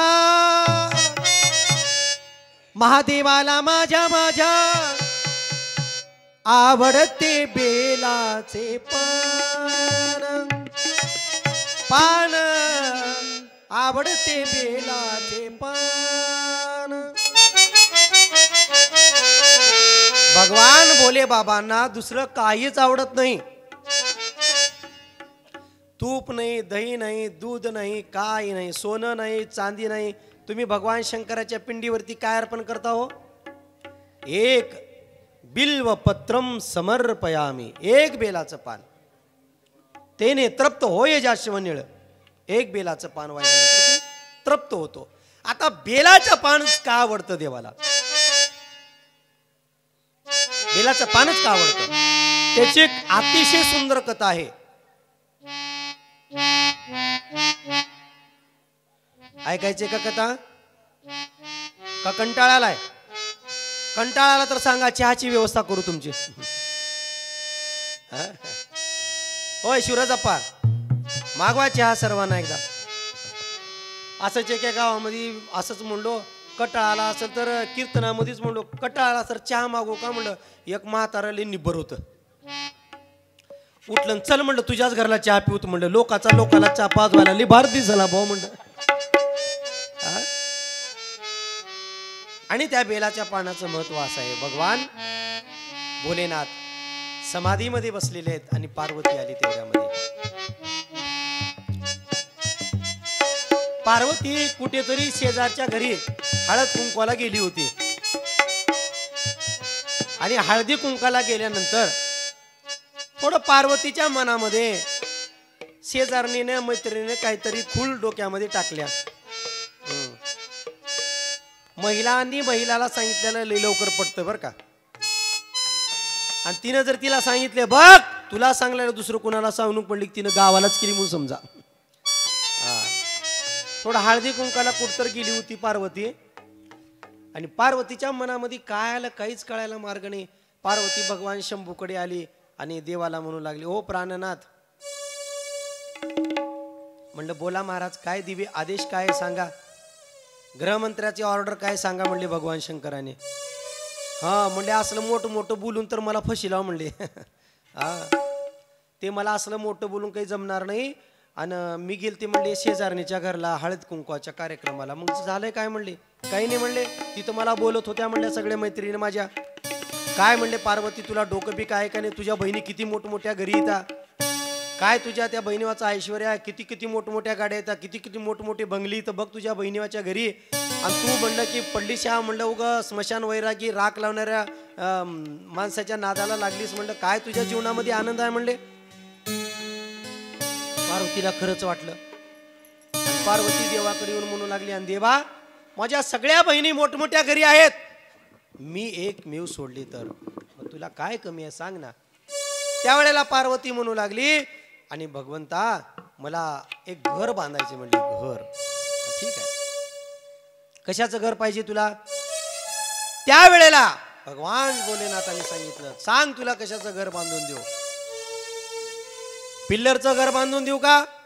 नको म्हणली, कारण त्यामध्ये सळई वापरल्यामुळे सळईला आयुष्य 100 वर्षाचं आहे. पुन्हा नगरपंचायत नगरपालिका ते घर पुन्हा 100 वर्षाला पाडून टाकते. ठीक आहे, मग तुला पंचधातूचं घर बांधून देऊ का.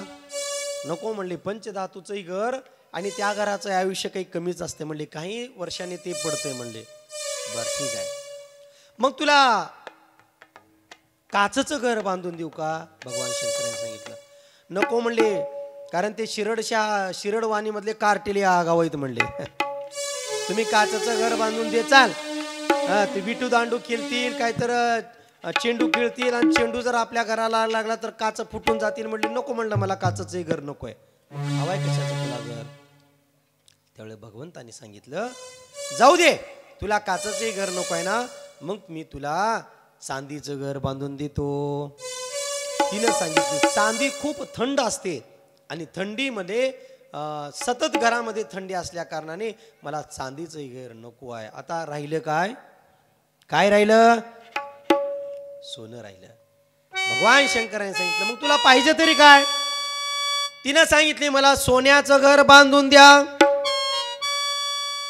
भगवान शंकराने विचार केला, देवी थोडं विचार करून बोल. सोनं तू माझ्याकडे मागत आहेस बरोबर आहे, पण तू माझ्या अंगावर कधी सोनं बघितलीस का. भगवान शंकराने कधी अंगठी घातली का. भगवान शंकराने कधी गळ्यामध्ये लॉकेट घातलेत का. भगवान शंकराने कधी कमरपट्टा सोन्याचा लेवलाय का. अजिबात नाही. भगवान शंकराच्या अंगावरती एक गुंजही सोनं नाही. ज्याला सोन्याचा मोह नाही असा सोन्यासारखा माझा महादेव आहे माय बापानो. देवीला म्हणलं देवी तुला माझ्याकडे सोनं दिसू लागलंय का. जे आपल्या पतीकडे आहे तेच मागणं मागावं, जे आपल्या पतीकडे नाही ते मागणं कधीच मागू नये. दुःख होतं.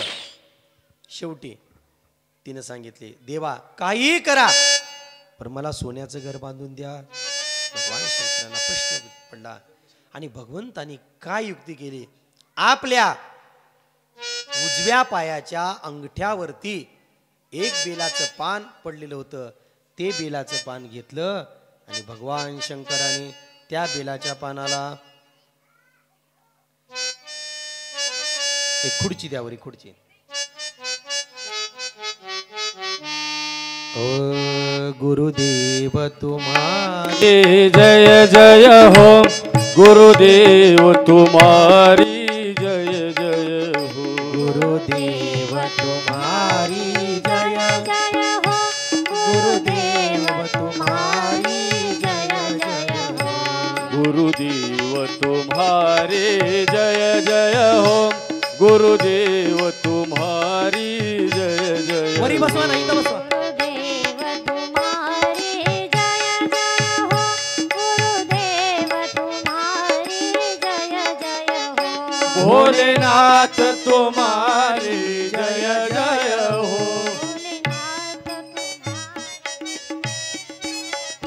शंभुनाथ तुम्हारी जय जय हो. भोलेनाथ तुम्हारी जय जय हो. गुरुदेव तुम्हारी जय जय हो. शंभुनाथ तुम्हारी घाट मारा, घाट मारा. जय हो. गुरुदेव तुम्हारी. टाळी वाजवा. भगवान शंकराचं आगमन झालेलं आहे. गुरुदेव तुम्हारी जय जय हो. शंभुनाथ तुम्हारी जय जय हो.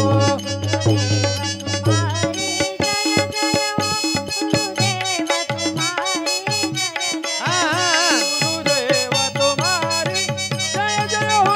शंभुनाथ तुम्हारी जय जय हो.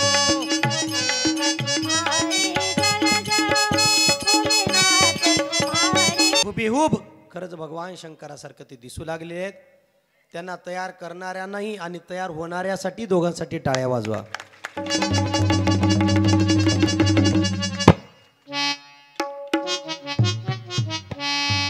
काय सांगलात तुम्ही? काय सांगू लागलो तो? नाही असंच विसरतोय हो मला कवा कवा. ते काय विसर असं गावोगाव सप्ती करून काय डोक्यात फॉल्ट पडला की विसरूच लागले. असं झालं की आता सप्त्याहून घरला गेलो का नाही कवा कवा तिला बी विसरता तुम्ही. मग असंच घरी गेल्यावर एका दिवशी म्हणलं कोण आहो तुम्ही, कुठले पाहुणे आहो म्हणलं. असं भानगडू त्या कवा कवा माणसाची सांग जावा त्याच्यासाठी तुम्ही. श्रोते सावधान. कुठेपर्यंत आलो होतो आपण? सांगा सांगा. तुमच्या गावात एक मत दिसना गेले. हा, पार्वतीला सोन्याचं घर बांधून द्यायचं होतं. भगवान शंकराने एक बेलाचं पान घेतलं. पार्वतीला सांगितलं पार्वती तू सुवासिनी आहेस, डोक्यावर पदर घे आणि हे बेलाचं पान तुझ्या ओटीमध्ये घे. महिलांनी प्रसाद घेत असताना, नारळ घेत असताना, देवपूजा करत असताना, काही वस्तू जर प्रदान करत असताना तर ती आपल्या पदरामध्ये घेत जावी. पदरामध्ये घेत जावी का? कारण सुवासिनीचं लक्षण आहे. पार्वतीने ते बेलाचं पान आपल्या पदरामध्ये घेतलं. भगवंताने सांगितलं पार्वती एक काम कर, हे बेलाचं पान घे आणि या बेलाच्या पानाचं जेवढं काही ओझं आहे, जेवढं काही ओझं होईल, जेवढं काही वजन होईल तेवढ्या वजना एवढं सोनं कुबेराकडून घेऊन ये म्हणून सांगितलं. आता पटलं का पार्वतीला? पटलं नाही. पार्वती म्हणू लागली म्हणली देवा असं काय तर सांगता मला वेड्यात काढताव. उगो मी वेड्या म्हणून तुमच्यासोबत नांदाले हो, तुमच्यासोबत संसार करायला म्हणलं. असं काही करून वेड्यासारखं बोलत जाऊ नका आणि काही बी करून असं मला तुम्ही फसवत जाऊ नका. भगवान शंकरांनी सांगितलं झाले तरी काय सांग. पार्वतीने सांगितलं तेव्हा या बेलाच्या पानाचं ओझं व्हावं किती, याचं सोनं यावं किती आणि मी घर बांधावं किती. साधू संतांच्या देवाच्या शब्दावर कधीच अविश्वास ठेवू नका, विश्वास ठेवा. अहो विश्वासाचे पोटी लाभ होय उठा उठी.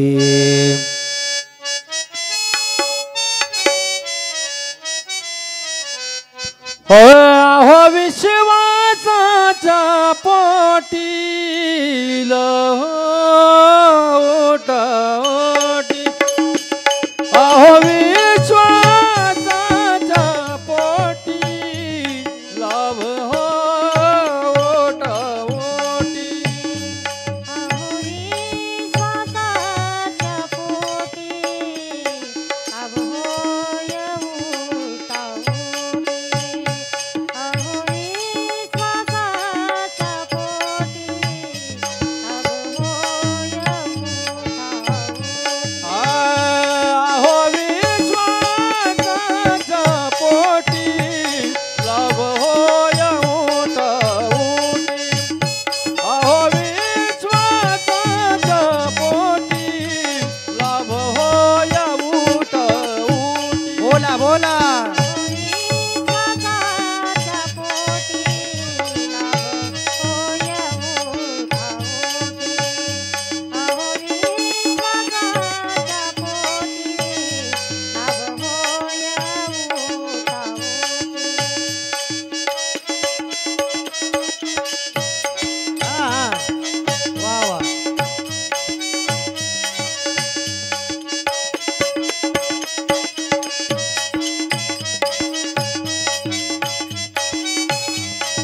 जय हो बम बम बोले. लाभ होय उठा उठी. अहो विश्वासाच्या पोटी लाभ होय उठा उठी. हर हर देव. देवाच्या शब्दावरती अविश्वास पार्वतीने ठेवला. भगवंताने सांगितलं जा कुबेराकडे आणि याचं जेवढं सोनं होईल तेवढं सोनं घेऊन ये. पार्वती कुबेराकडे गेलेली आहे. कुबेर महाराजांना सांगितलं, कुबेर महाराज, भगवान शंकरांनी बेलाचं पान दिलेलं आहे, त्या बेलाच्या पानाचं जेवढं वजन तेवढं सोनं द्या.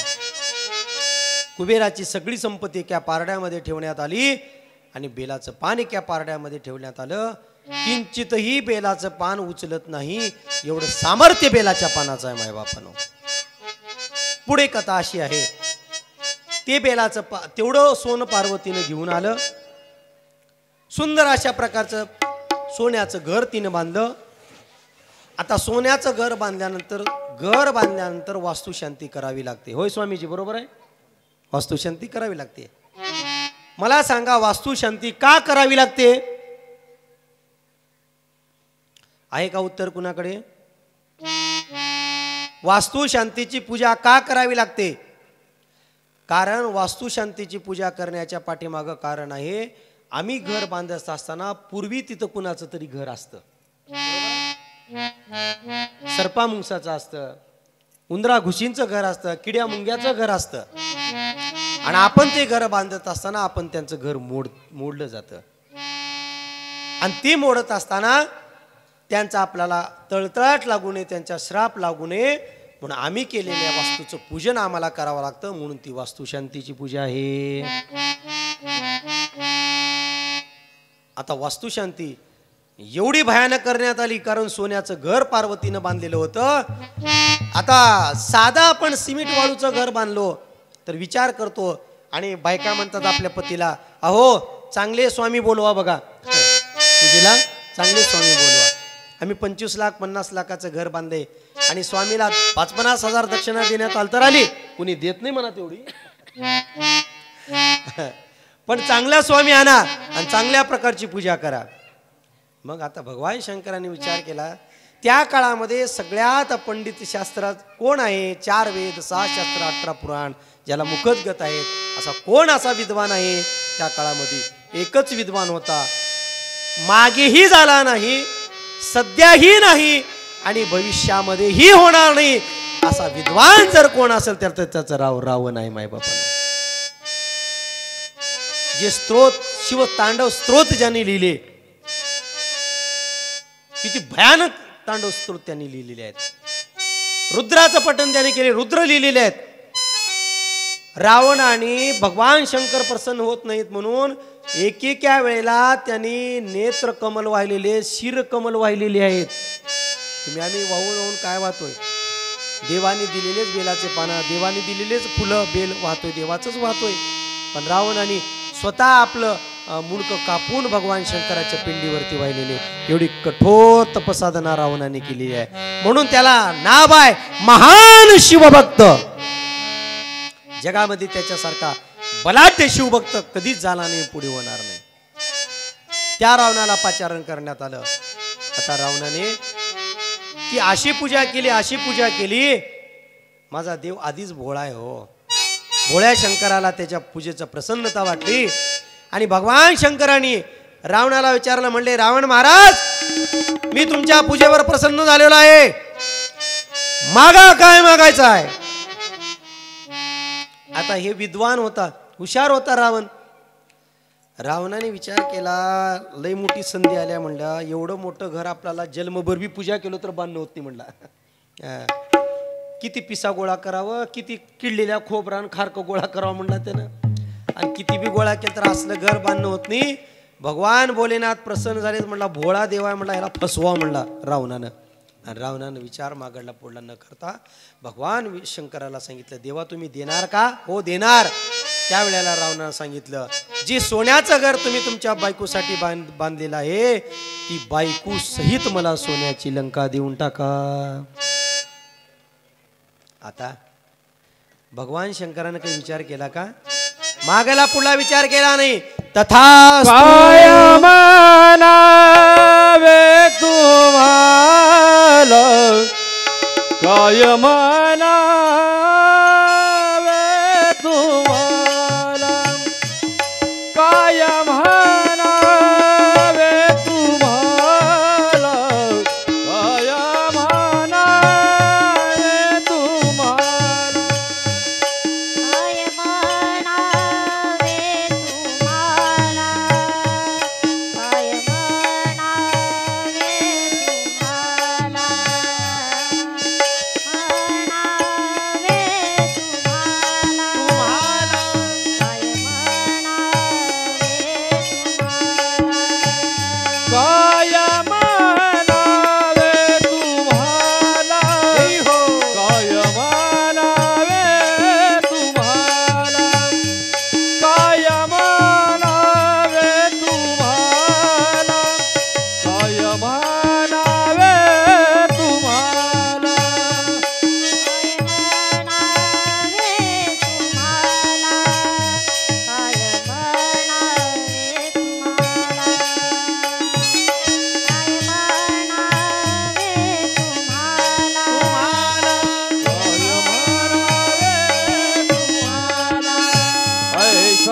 कैसा मूड झाला, माझी कैसा मूड झाला, माझी कैसा मूड झाला, माझी कैसा मूड झाला.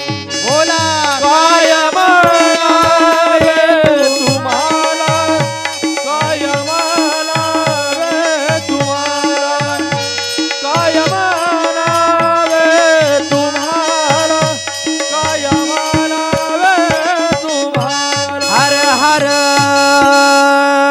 महादेव. काय म्हणावे तुम्हाला, काय मागावं आणि काय मागू नये कळायला पाहिजे. रावणाने पार्वतीसाठी सुंदर अशा प्रकारची बांधलेली लंका मागून घेतली. भगवान शंकरांना आशीर्वाद दिला, तथास्तु घेऊन जा. पार्वतीला दुःख झालं आणि पार्वतीनं रावणाच्या प्रती राग निर्माण केला आणि सांगितलं, रावणा, जी लंका माझ्यासाठी माझ्या देवानं बांधलेली होती तू खूप कपटानं हरवून घेतली आहेस. रावणा, एक ना एक दिवस मी तुझा बदला घेतल्याशिवाय राहणार नाही. आणि जी लंका माझी झाली नाही, जी सोन्याचं घर माझं झालं नाही, हे एक ना एक दिवस मी तुझंही होऊ देणार नाही. म्हणून प्रत्यक्ष भगवान शंकरांनी दुसरा अवतार धारण केला.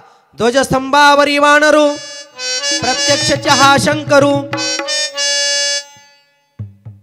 हनुमंताचा अवतार म्हणजे अंजनीच्या तपासाठी महारुद्र आले पोटी. अवतार म्हणजे भगवान शंकराचा आहे. आणि शेपटीचा अवतार म्हणजे पार्वतीचा अवतार आहे. त्याच हनुमंताच्या शेपटीने लंकेला एक दिवस शेंडगा लावला, जाळ लावला आणि ती लंका रावणापासून हिरावून घेतली. असा इतिहास आहे. त्यामध्ये बेलाच्या पानाचं महत्व काय आहे? बेलाचं पान ज्या ठिकाणी आपण ठेवाल, ज्या मनोभावे त्याची पूजा करून आपण आपल्या ठिकाणी जर घरामध्ये ठेवलात, तर बेलाच्या पानाजवळ कुबेराची संपत्ती प्राप्त होत असते. म्हणून उद्यापासून तुम्ही येत असताना कथेमध्ये एक स्वच्छ बेलाचं पान घेऊन यायचं. जमेल तर त्याला मेनकापडामध्ये पॅक करा, नाही जमेल तर त्याला एका कोऱ्या कागदामध्ये बांधा. त्या कोऱ्या कागदावरती तुमचं नाव लिहा. नाव लिहून ती बेलाचं पान कथा सुरू होण्याच्या अगोदर व्यासपीठावर ग्रंथावर आणून ठेवायचं आहे. ग्रंथावर आणून ठेवल्यानंतर जाता जाता ते बेलाचं पान घेऊन जायचं आहे. आणि घेऊन गेल्यानंतर ज्या ठिकाणी आपण आपल्या घरामध्ये आपली संपत्ती ठेवतो, पैसे ठेवतो, सोनं नाणं काय असेल जे ठेवतो, त्या लक्ष्मी जिथे वास करते त्या ठिकाणी ते बेलाचं पान जवळजवळ 5 सोमवार होईपर्यंत ठेवायचं. त्याचं सामर्थ्य असे आहे, ते बेलाचं पान 5 सोमवार ठेवल्या कारणाने त्या घरातून कधीही लक्ष्मी जात नाही. हे बेलाच्या पानाचं महत्व आहे. म्हणून ग्रंथ करते वेदव्यास अशा प्रकारे ते बेलाच्या पानाचं, कुबेराचं आणि लक्ष्मीचं महत्व सांगतात. आणि पुढे ती रसाळ कथा आपल्याला श्रवण करण्याच्या अगोदर परत एकदा सर्वांनी भजनाचा आनंद घ्या.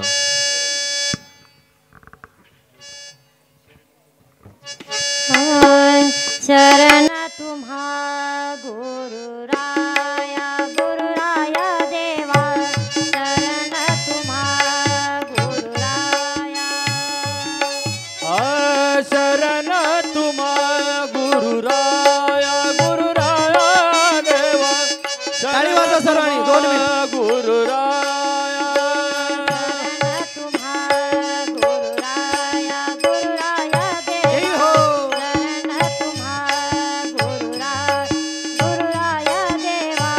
शरण तुम्हा गुरुराया, गुरुराया देवा. शरण तुम्हा गुरुराया, गुरुराया देवा. सद्गुरु शिवलिंग शिवाचार्य, सद्गुरु शिवलिंग शिवाचार्य. सद्गुरु दिगंबर शिवाचार्य, सद्गुरु दिगंबर शिवाचार्य.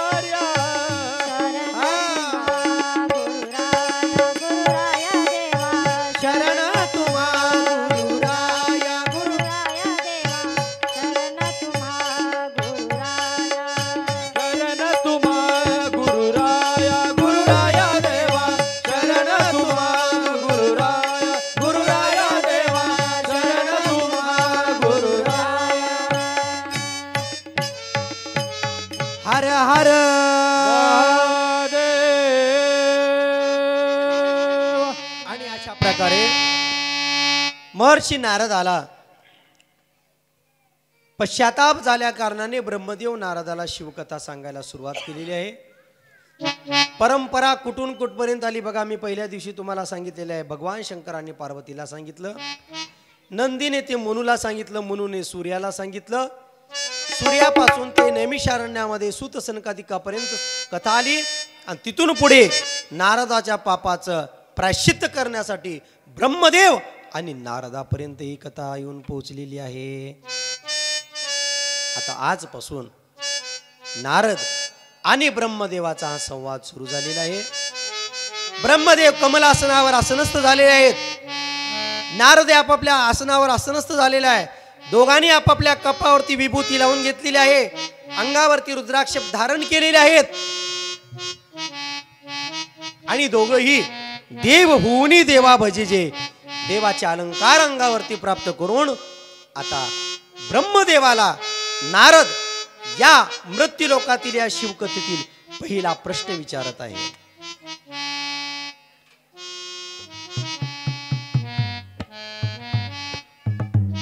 नारद म्हणू लागला, ब्रह्माजी तुम्ही मला कथा सांगून माझी मुक्तता करणार आहात,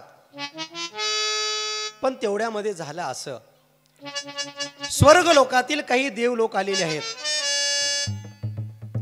आणि ब्रह्माजीला म्हणू लागले, ब्रह्माजी आमचं एक म्हणणं आहे, तुम्ही जे शिवनामामृत या नारदाला पाजणार आहात त्यामुळे केवळ केवळ एक नारदाचा उद्धार होणार आहे. तुम्ही असं करा, जे शिवनामामृत तुम्ही नारदाला पाजणार आहात आम्ही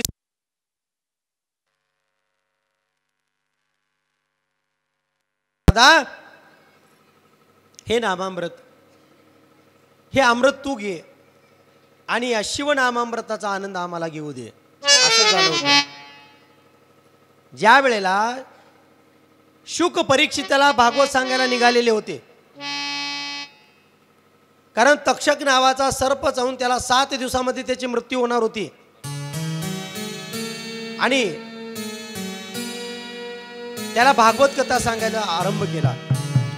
त्यावेळेला अमृताचा कलश घेऊन देवलोक आले आणि सांगितले, परीक्षित त्याला तुम्ही हे अमृत पाजवा, अमर करा, पण जे कथामृत आहे ते आम्हाला द्या. एवढं सामर्थ्य या नामामृताचं आहे. घेता नामामृत ध्वनी प्रेम ओसंडी तमनी, क्रीडू गणाची आमेळी करू आनंदाची टाळी. गाथ्यामध्ये आम्हाला असे प्रमाण सापडतात. आणि त्यावेळेला नारदाला ब्रह्मदेवाने सांगितलं देवलोकांना, बाबा तसं करता येत नाही, कारण हे तू एक एकासी घडे सुख सकळासी जोडे. मी निमित्त मात्र नारदाला शिवकथा सांगत आहे, पण त्या माध्यमातून पूर्ण मृत्यू लोकांचे यामध्ये उद्धार होणार आहे. एवढं सामर्थ्य या शिव महापुराणाचं आहे. देवलोक परत जातात आणि इकडे ब्रह्मदेव नारदाला कथा सांगायला सुरुवात केलेली आहे. या जगामध्ये सृष्टीखंडाचा उगम झाला, देवदानवाची उत्पत्ती झाली आणि देवदानवाची उत्पत्ती झाल्या कारणाने असुरी प्रवृत्ती काही जन्माला आलेली आहे. आणि ती असुरी प्रवृत्ती जन्माला येण्या कारणाने दिती आणि आदिती या 2 बहिणी आहेत. आदितीला पुत्र प्राप्त झाली, पण ती राक्षसी प्रवृत्तीची होती आणि त्यामध्ये तिचा एक बलाढ्य अशा प्रकारचा पुत्र होता, त्याचं नाव आहे तारकासूर. आणि तारकासूर आपल्या आईला म्हणू लागला, आई मला या त्रिलोक्याचा अधिपती व्हायचं आहे, मला काय करावं लागेल सांग. त्यावेळेला आदितीने सांगितले, बाळा या जगामध्ये जर तुला बलशाली व्हायचं असेल तर तुला ब्रह्मदेवाला प्रसन्न करून घ्यावं लागेल. त्यावेळेला तारकासूर अरण्यामध्ये गेलेला आहे आणि ब्रह्मदेवाची तपश्चर्या करू लागला. ओम ब्रह्मदेवाय नमः, ओम ब्रह्मदेवाय नमः, ओम ब्रह्मदेवाय नमः. अनेक वर्षाची तपश्चर्या झाल्यानंतर ब्रह्मदेव प्रसन्न झाले आणि तारकासुराला म्हणू लागले, बोल काय पाहिजे. त्यावेळेला तारकासुराने सांगितलं, देवा मला तुम्ही अमर करून टाकाला, अमरत्वाचं वरदान द्या. ब्रह्मदेवाने सांगितलं, मी स्वतः अमर नाहीये. 1000 वेळेला ब्रह्मदेव मेलेला आहे आणि 1000 वेळेला ब्रह्मदेवाचा जन्म झालेला आहे. या जगामध्ये केवळ एक शिव परमात्मा तत्व अविनाशी आहे, बाकी सगळ्याला जन्म आणि मृत्यू आहे. मग मला दुसरं वरदान द्या. त्यावेळेला ब्रह्मदेवाकडे त्यांनी दुसरं वरदान मागून घेतलं. भगवान शंकराच्या पुत्राच्या हातून माझा वध व्हावा असं मला वरदान द्या. तारकासुराने वरदान मागून घेतलं आणि इकडे सगळ्या देवलोकाला चिंता लागली. कारण भगवान शंकर हे संन्यासी आहेत, स्मशानामध्ये राहणारे आहेत. कधी ते प्रपंचामध्ये पडणार नाहीत, बायको लेकर कधी करून येणार नाहीत आणि त्यांचं लग्न होणार नाही अर्थी त्यांना संतती प्राप्त होणार नाही. आणि ज्या अर्थी त्यांना संतती प्राप्त होणार नाही त्या अर्थी तारकासुराचा वध होणार नाही. तारकासुराने स्वतःला अमरत्वाचं वरदान प्राप्त करून गेल्याचा भ्रम झाला आणि तारकासुराने अत्याचार आणि अन्याय या मृत्यूलोकावरती सुरुवात केला. देव ब्राह्मणाची हत्या करू लागला. होम यज्ञ त्यांनी बंद पाडले. मंदिरामध्ये भगवान शंकराच्या पिंडी त्यांनी फोडून टाकल्या आणि स्वतःच्या मूर्ती उभा केल्या. कुठं गुरु महाराज गुरु भजन सुरू झालं तर सैन्य यायचं आणि त्यांची जिभा कापायची. अशा प्रकारचा अत्याचार या मृत्यू लोकामध्ये सुरू झाला. आणि जिथे अन्याय होतो, जिथे अत्याचार होतो, जिथे भ्रष्टाचार होतो, जिथे बलात्कार होतो, जिथे अनाचार वाढतो, त्यावेळेला गाय पृथ्वीचं रूप घेते आणि पृथ्वी बनून गाय बनून भगवान शंकराकडे जाते. त्यावेळेला गायीनं रूप धरलं, पृथ्वीनं रूप धरलं गायीचं. धर्मावरती अत्याचार होऊ लागला, धर्म लयाला गेला, भजन कीर्तन बंद पडली, पूजा बंद पडल्या. आणि त्यावेळेला धर्माचे 3 पाय कापण्यात आले. धर्माचा 1 पाय शिल्लक आहे आणि तो म्हणजे दान. दान म्हणून या कलियुगामध्ये केवळ दानाला महत्व आहे, अन्नदानाला महत्व आहे, नामदानाला महत्व आहे. म्हणून आमच्या भागामध्ये अनेक लोकांनी सप्त्यातल्या पंक्ती घेतल्या. 50-50 वर्ष झालं सप्त्याची पंगत सोडायला माणसं तयार नाहीत. का नाहीत? कारण सप्त्यामध्ये दान केल्यामुळे 7-7 पिढीला सरेल एवढं पुण्य त्यांना प्राप्त होतं. म्हणून मायबापांनो, शिरडमधल्या सर्व मायबापांना माझी विनंती आहे, सप्त्यातली पंगत जर तुम्ही घेतलात, जरी तुमच्या घरी गरिबी आली, एखाद्या वेळेला चुरमुरे वाटा, एखाद्या वेळेला कन्या वाटा, पण सप्त्यातली पंगत अजिबात सोडू नका. याच्यासाठी तुमचं काय म्हणणं आहे? म्हणून धर्माचा 1 पाय शिल्लक राहिला. दान आणि धर्म आणि पृथ्वीचं रूप घेऊन गाय दोघे भगवान शंकराकडे गेले. त्राहिमाम त्राहिमाम त्राहिमाम रडू लागले दोघेही. हात जोडून भगवान शिवशंभूकडे उभारले. देवा, मृत्यू लोकावरती खूप पाप वाढलेला आहे रे बाबा. आणि तारकासूर नावाचा राक्षस अत्यंत उन्मत्त झालेला आहे. कृपा करून काही करा, धर्मरक्षणासाठी तुम्हाला अवतार घ्यावा लागेल. त्यावेळेला भगवान शंकराने दोघालाही सांगितलं, समजूत घातली, तुम्ही निसंकोच निघून जा, त्याची मी व्यवस्था करतो. म्हणून पाप वाढलं, बलात्कार वाढले, दुराचार वाढला, भ्रष्टाचार वाढला की मोठमोठ्या सुनामी येतात, मोठमोठे रोग येतात. आपण 4 वर्षाखाली बघितला, आपल्याकडे महामारी आली होती, जगामध्ये महामारी आली होती. आणि त्या महामारीचं नाव काय होतं? काय होतं? कोरोना. कशासाठी आला असेल? कशासाठी आला असेल कोरोना? तुम्हाला माहित आहे का? जगामध्ये मृत्यू लोकांमध्ये पाप वाढलं की कोरोना येतो, सुनामी येतो, प्लेग येतो. तुम्हाला माहित आहे का 1993 ला भूकंप आला होता. तुमच्याकडे आला होता का भूकंप? तुमच्याकडे उगा थोडा धक्का बसला होता, पण आमच्या लातूर जिल्ह्यामध्ये खूप मोठा भूकंप झाला होता, किल्लारीला, औसा तालुक्यामध्ये. आणि त्या भूकंपाचं कारण होतं पाप वाढल्यामुळे भूकंप येतो. धरती कंपायमान होते, धरतीला ते पाप सहन होत नाही. आणि म्हणून अशा प्रकारे धरतीला आणि धर्माला त्याने अभयदान दिलं आणि ते अभयदान घेऊन दोघे परत आलेले आहेत. इकडे तारकासुराचा उद्रेक वाढल्या कारणाने मृत्यू लोकावरती भजन कीर्तन बंद पडली. जिकडं पाहावं तिकडं तारकासुराचा जय जयकार करण्यात आला. बोला तारकासुर महाराज की, रावण महाराज की जय. निश्चित तुम्हाला चहा पाजवा लागणार आहे वाटाले.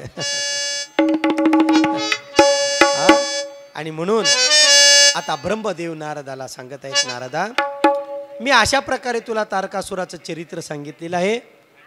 यानंतर या तारकासुराचा अंत करण्यासाठी अमृत्यू लोकावरती कोण जन्म घेणार आहे, तो जन्म घेतल्यानंतर त्या तारकासुराचा वध कसा होणार आहे, असं सचित्र चरित्र मी तुला सांगणार आहे.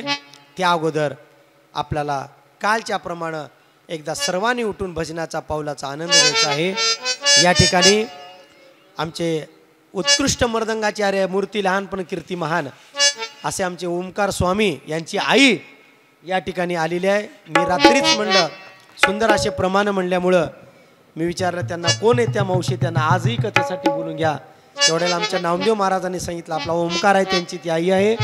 आणि त्या आता आपल्याला सुंदर असं भजन म्हणून दाखवणार आहेत. आणि त्या भजनाच्या तालावरती सगळ्यांना एकदा मोठ्याने आनंद व्यक्त करायचा आहे. उभं राहा सगळे, सर्वांनी उठून उभा राहा. उभं राहा.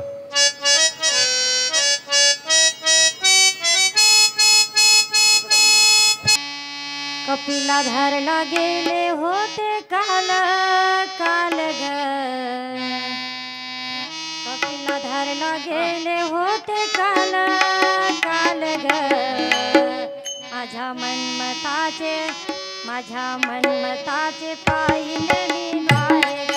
द्वार ग मनमताचे पाहिले मी द्वार ग. द्वार ग मनमताचे पाहिले मी द्वार ग. ए कपिला धरला गेले होते काल ग. कपिला धरला गेले होते काल ग.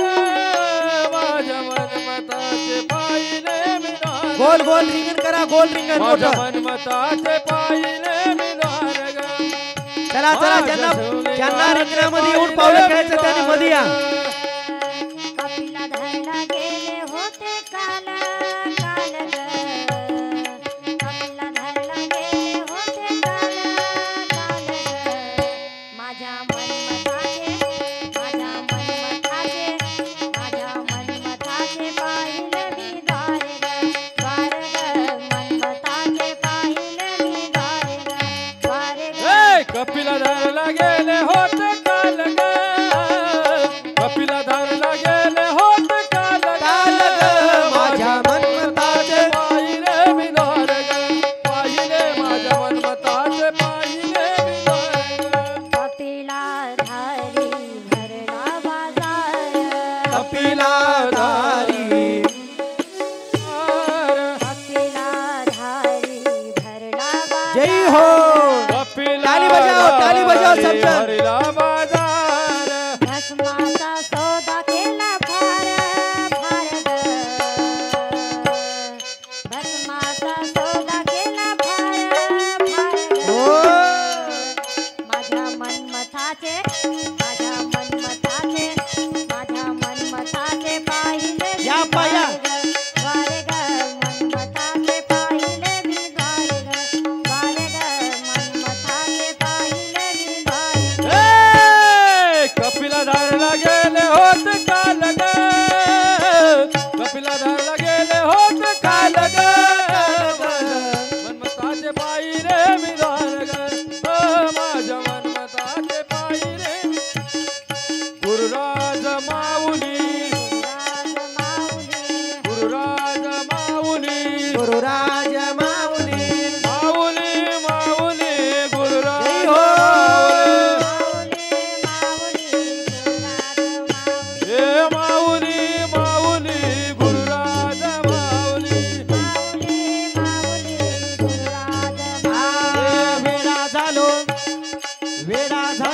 वेडा झालो वेडा झालो